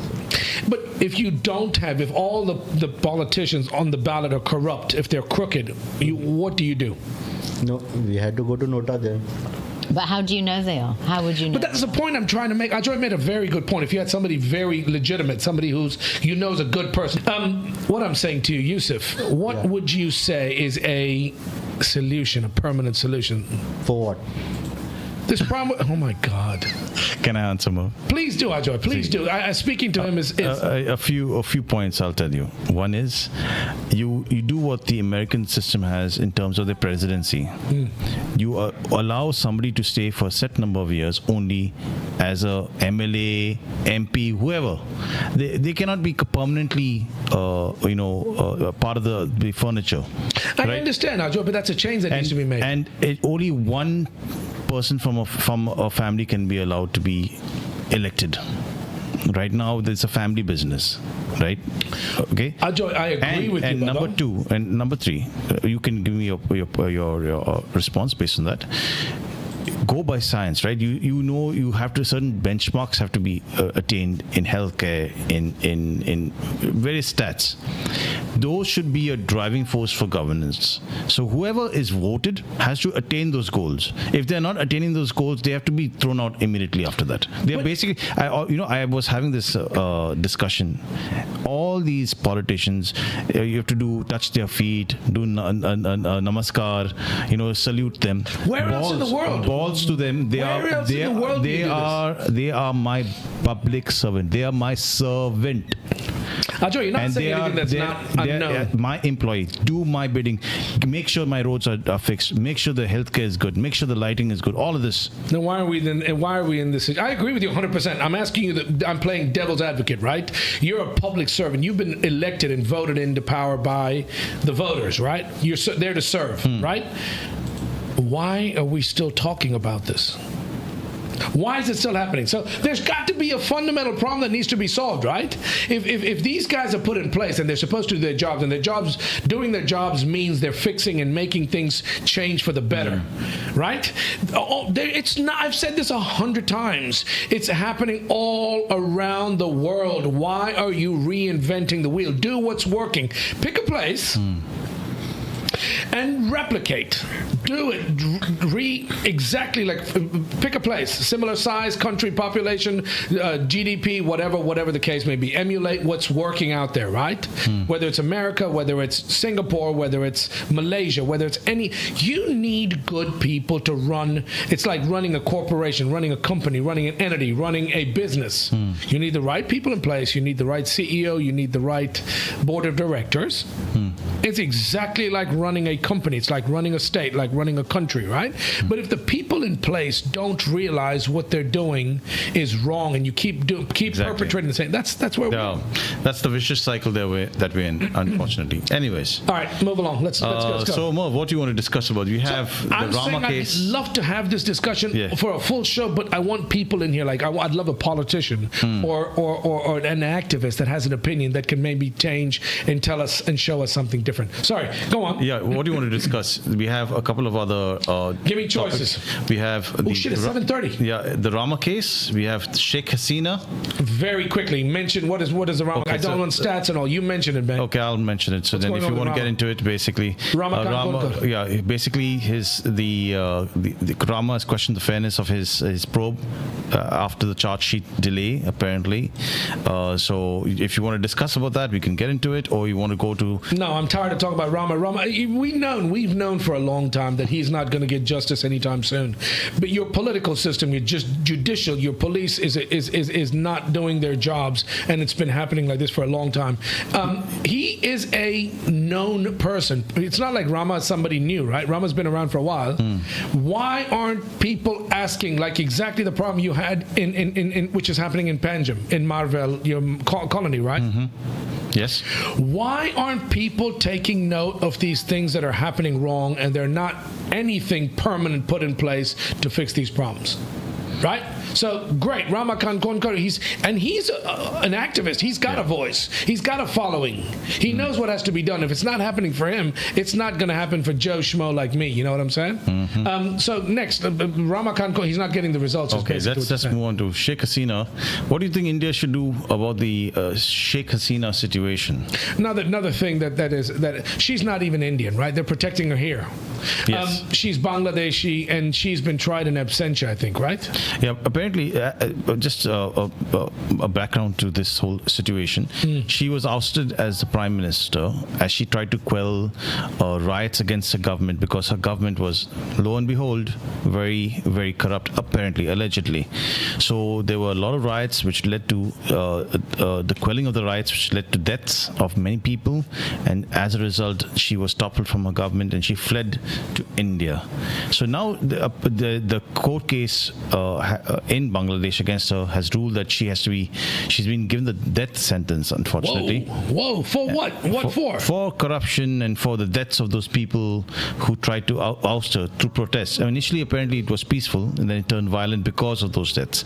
So now India is in a pickle per se, because she apparently is in India. And what do you think India as a country should do? I think India needs to get their own shit together first. Before you try to solve anybody else's problems in Bangladesh. Let me tell you, people like your guy, who's your Kingfisher dude, and the other goddamn crooks, get your shit together first. Get your own cabinet in order. If this lady's done what she's done and she's done it wrong, that's not up to us. That's up to the people in her country. She should be extradited. I don't know. I'm not smart enough to make these decisions. But if she's hiding over here and she's committed crimes, quote unquote, claimed to have committed crimes, she needs to go and face the music. Would you send her to The Hague, for example, maybe? Of course. For fairness. Of course. Let her be put on. Listen, if she's innocent, she should walk. If she's committed crimes, she should be put in jail like every citizen of your country. You shouldn't be allowed to rape, plunder, and pillage anything just because you're a politician or you're in power. That's taking advantage of people. But I think to be fair to her, I don't think she would get a fair trial in Bangladesh. So maybe sending her to The Hague would be better. But then you go by the rules of your constitution. No, it's not us Indians that's going to protect her. It's not. She is Bangladeshi. If she's done something wrong in Bangladesh, she's got to follow the rules and the legal judicial system there and find her, prove her innocence and walk free. But if you've done something wrong and you're scared to go back to your country because you've done something, you've done something wrong, you shouldn't be harbored anywhere. Okay. And it's not because she's a woman or she's anything else. I'm just saying to you, if it were a man, like I'm saying, I'm using Malia as a. There's so many, Niraj, all these guys that have scammed this country and run. They should be extradited. They should be brought back and face the music. And if you're innocent, you should be set free. But if you're not, you should be punished, made to pay back the money and serve your time like a man, dude. Yes. You can't run and hide. Like a man on International Man's Day. Sheikh Hasina faces the death, and that's pretty. So Merv, we reached 1.5 hours of the show. We need to listen. I'm hungry. Okay. Let's come down. Let's do some reaction to comments by our viewers. Okay. Any nice stories? Any animal stories? Any fun thing we can talk about? Well, we can talk about Omkar going to staycation at Vantara. Okay. Before you get there, you've got some comments. Let's do the comments, and then we'll come and we'll end on a couple of nice, enjoyable, fun. What is the? Oh yeah. And we hear.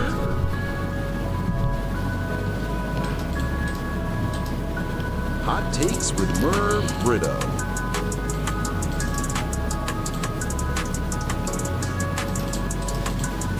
Hit me! Enjoy. I want a sound effect like that. Hit me! Okay. Like a James Brown kind of sound effect. You know what I'm saying? Okay, thank you guys. We're going to do a couple of these quickly, really quickly. Jeffrey Ferreira. How many local Goans? Okay, so we're doing this. This is recaps of previous topics we discussed. The Mopsa market. Yeah. So Jeffrey sent us this comment with regards to the story or the discussion we did on the Mopsa market status, right? You know, if you remember, it's pretty filthy. The filthy Mopsa market. Yes, all right, quickly, let's do this. Yeah. Go for it. How many local Goans selling in Friday Mopsa Bazaar? Why are these outsiders more than local Goans? Goans knows how to keep their Mopsa market clean. Bullshit. It has nothing to do whether you're from Goa or you're an outsider.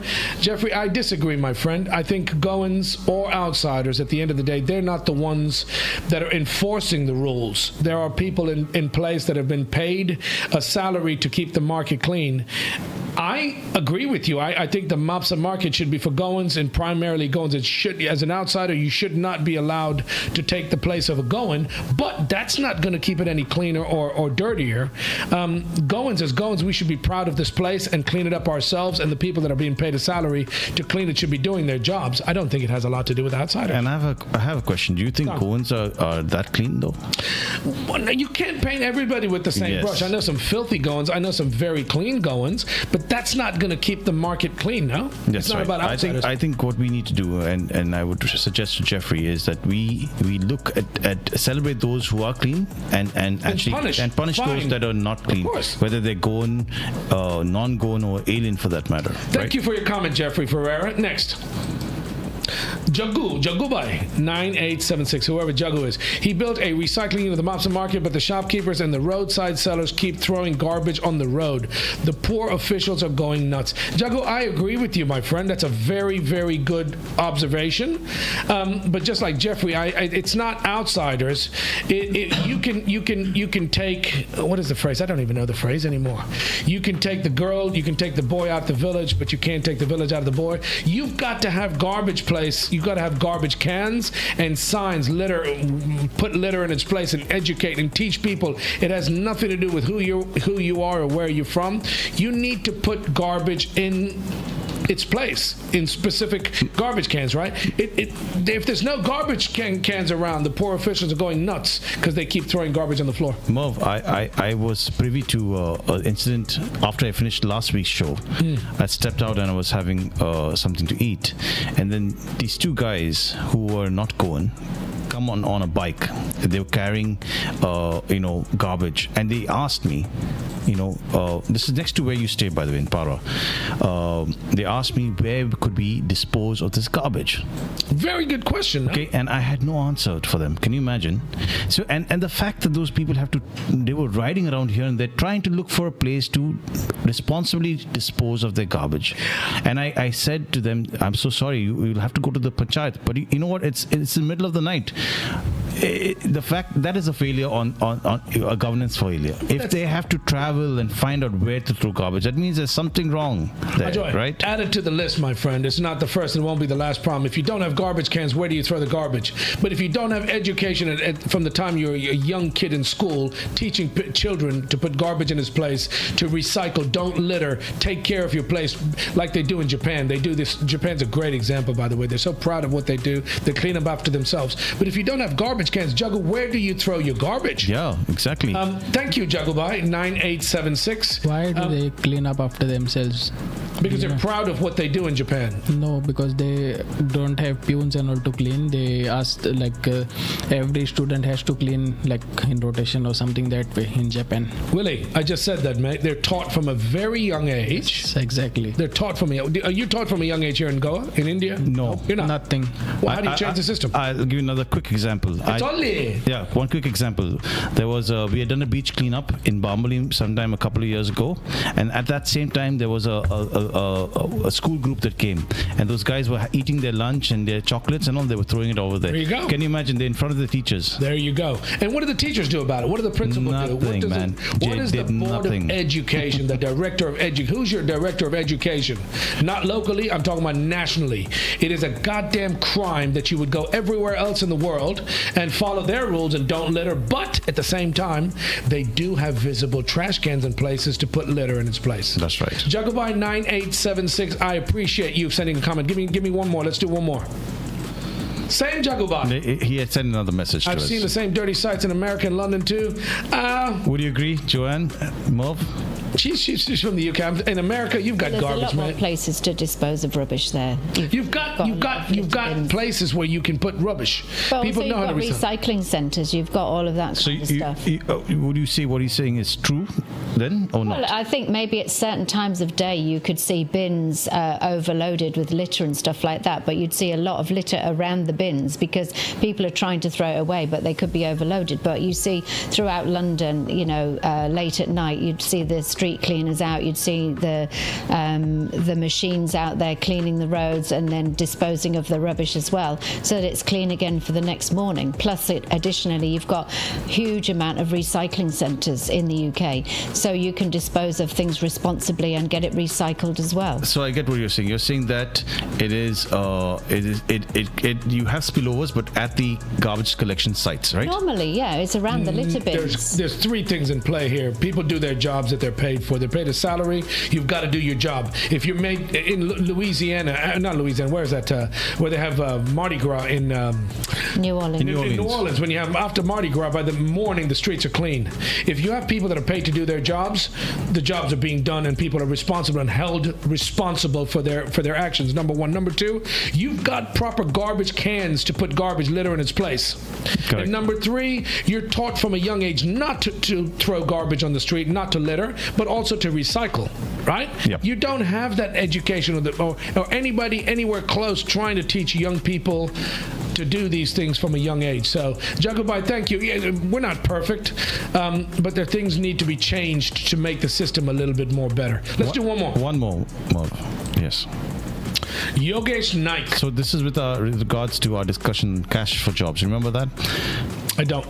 We did cash for jobs. Oh yeah, that lady that got nailed. Yeah. Yes.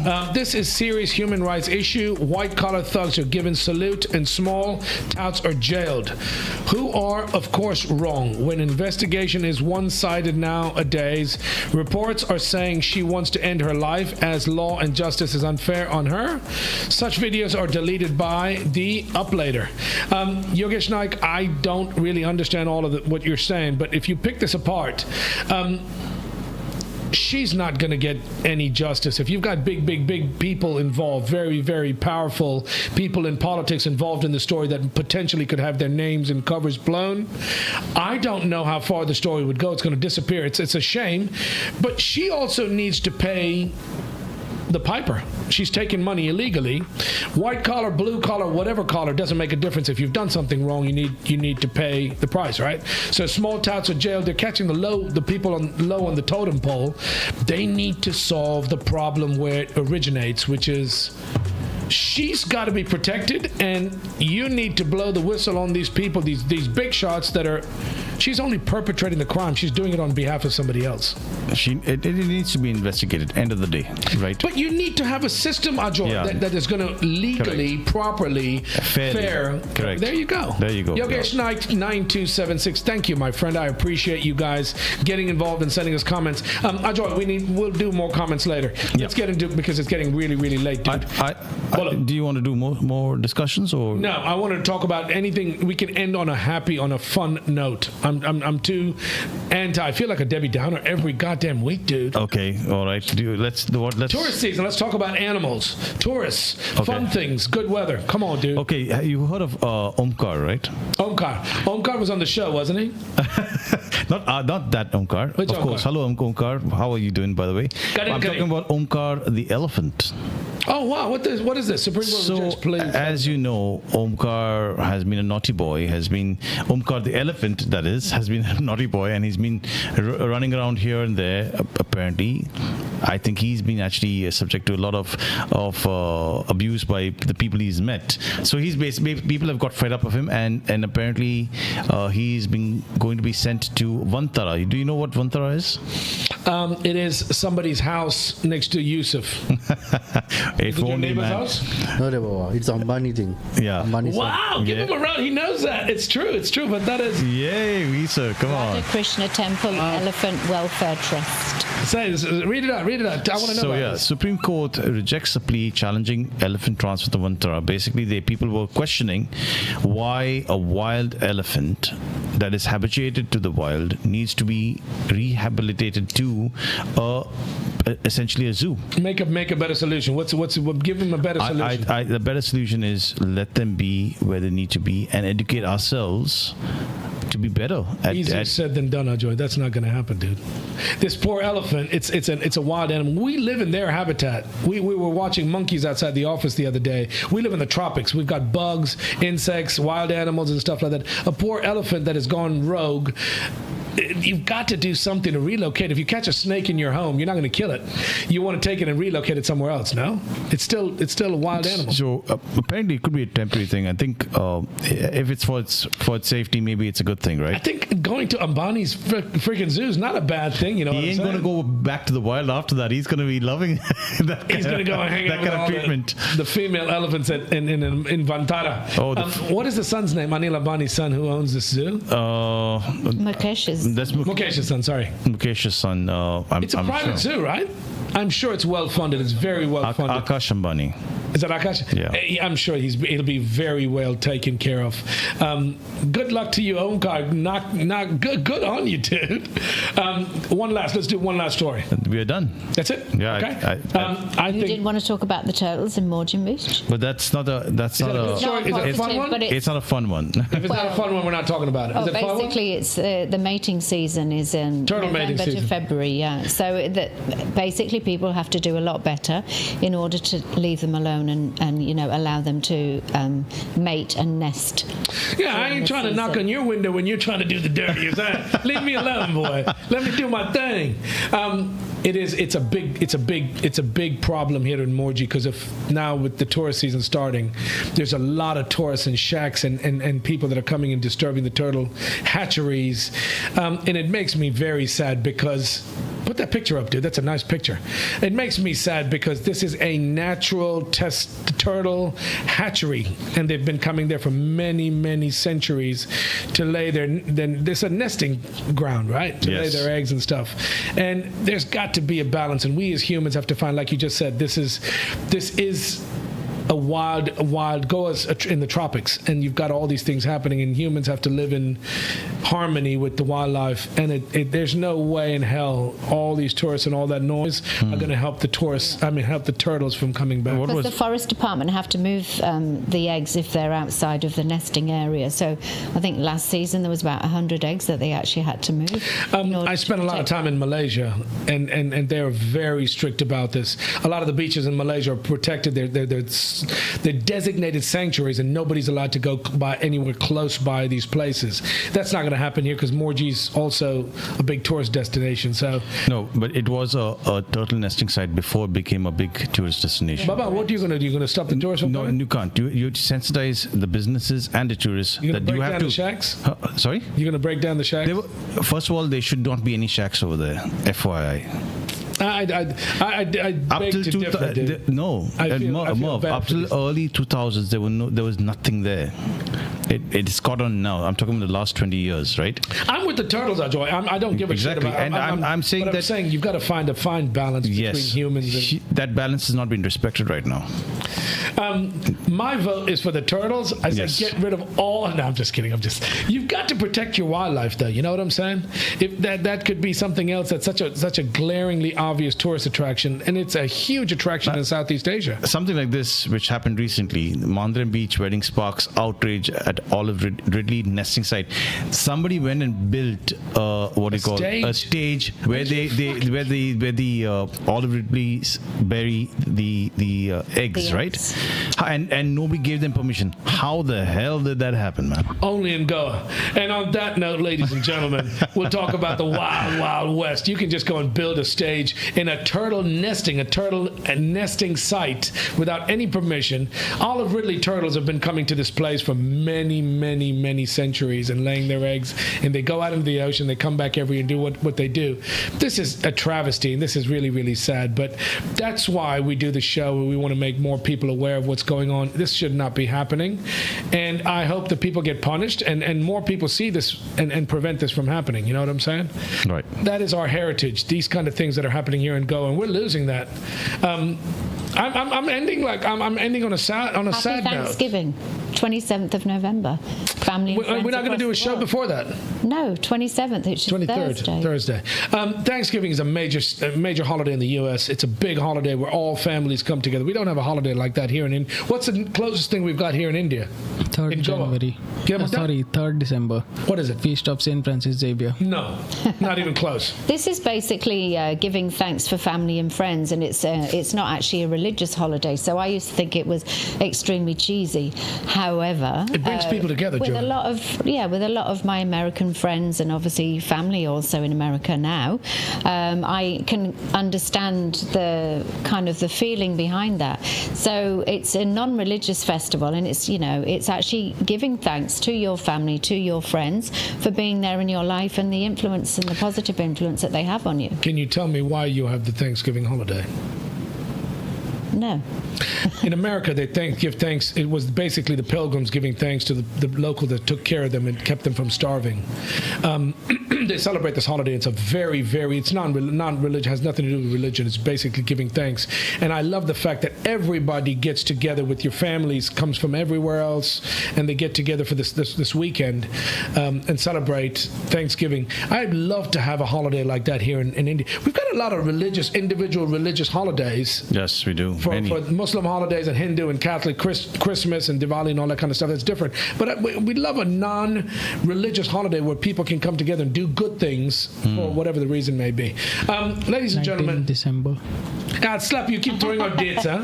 3rd of August. But you can celebrate Black Friday, Willie, when you get some special offers online. What date is 19th December? That would be the universal. Are you even Goan? 19th of December, Liberation Day. Yeah. So why would you get?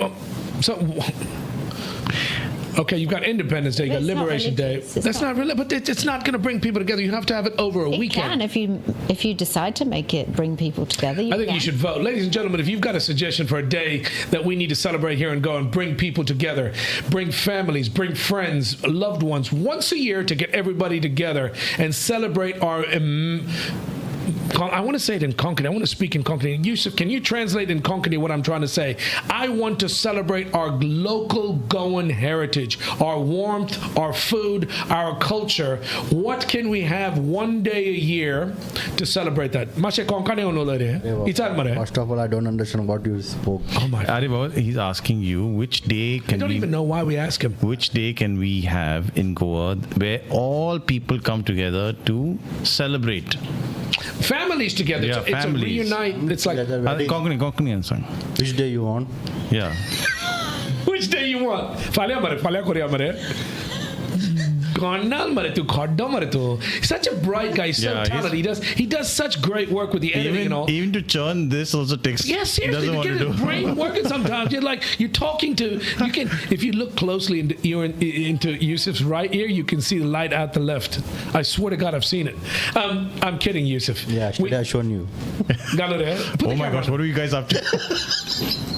Turn the light on. Turn the light on. Take the headset off.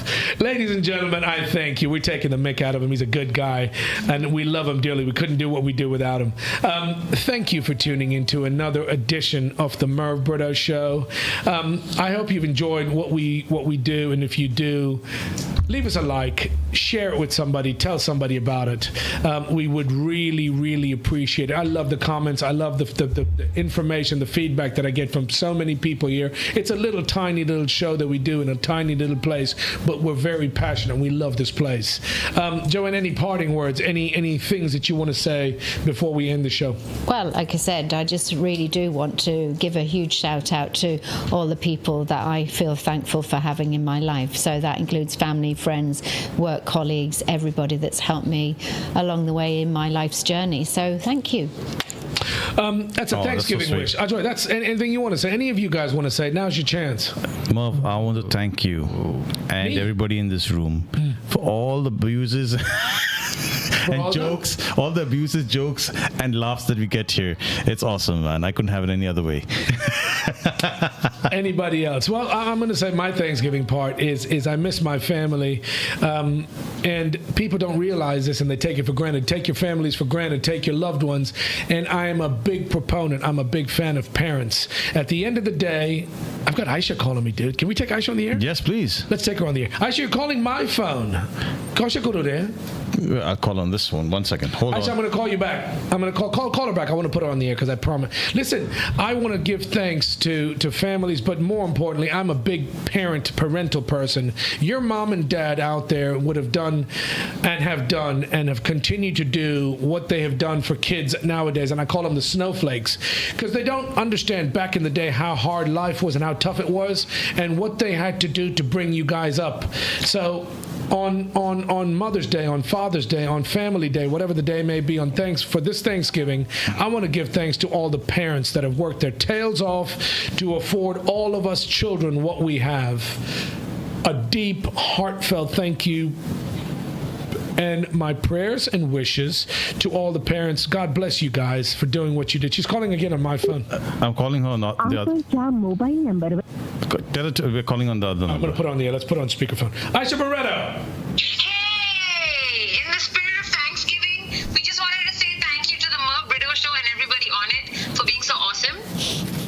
That's so sweet of you. I've got to pay you extra money. Entertaining us every Sunday. We love you guys. You guys are awesome. Hi, Joe. Hey, lovely to hear from you and your lovely, bright, cheery voice. We love you to bits as well. Thank you so much for entertaining us throughout the week as well on your show. Aisha, for all of you guys, I call her Aisha. I call her different names. This is the one and only Aisha Barreto. You can hear her on Indigo 91.9 every morning. Aish, from what time to what time? Oh my gosh, 7 to 12. You've got such a beautiful, you've got a voice, I swear to God, you've got a voice made for radio, and you've got a personality made for TV. For TV, dude. I always tell her that. She knows that. No, but seriously, I just wanted to thank you guys in the spirit of Thanksgiving and all that you were talking about. Thank you so much for the job that you guys do. It really is a need of the hour, highlighting so many issues that need to be discussed, and the fact that it can be accessed by anybody who has any sort of affinity to Goa from across the world is absolutely amazing. So thank you to every single member of the team for making it happen every Sunday. And I thank you. I would never. I'm so glad you called when you did, because we were going to end the show anyways. But I thank you for listening. And it's very sweet. It's very kind for somebody to actually call in and say that, because it's true. It takes a team. Yes. Yeah. I love you, my darling. Thank you very much. Love you guys too. Keep it up. Happy Take Thanksgiving. See you, Aish. Bye. Bye. You know what? That makes so much sense, because she's somebody who's very near and dear. She's Ajoy's sister, but she's a very, very close friend of mine. I've known Aish for a long time, and thank you for making that phone call. I mentioned about parents for Thanksgiving. My Thanksgiving wish is to just say thank you to all our parents that have done so much. I don't have my parents aren't alive any, but if you've got your parents, take the opportunity to give them a hug and a kiss and just say thank you. We don't celebrate Thanksgiving here. It's happening on the 26th. 27th. But at the end of the day, that's something that is a really good opportunity. Just say thank you for so much you guys do to make us the people we are, and we take it for granted. And sometimes we don't get a chance to say it till it's too late. So, one last thing before we go. I want to say thank you to each and every Yusuf, Neil, Ajoy, Willie, Joanne, my wife, my darling wife, for all of the things you do. Like Aisha said, this is a show, and we do this because we love and we feel strongly and we're passionate about what we do and about the place we live in. I do want to take this opportunity to thank each and every one of you for making this happen. It might be called the Merv Britto Show, and my face is on the front on the door, and you hear my voice the most, but I couldn't do what I do without each and every one of you. So thank you. Yes, somebody's playing the drums. Ladies and gentlemen, agrees with you. Yes. Sorry. Thank you guys in the studios. Of drums.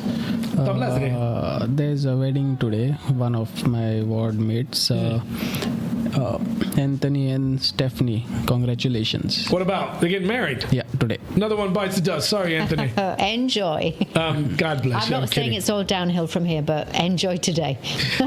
Ladies and gentlemen, thank you for tuning into the Merv Britto Show. My name is Merv Britto, and it's taken it's been an absolute pleasure, but it's taken a very, very lot of people to make this happen and put it together, and I say thank you on this Thanksgiving Eve. Thank you for tuning in once again. Until we see you next week, I hope you have a great day, a great week. Take care of yourselves and one another. Merv Britto, out.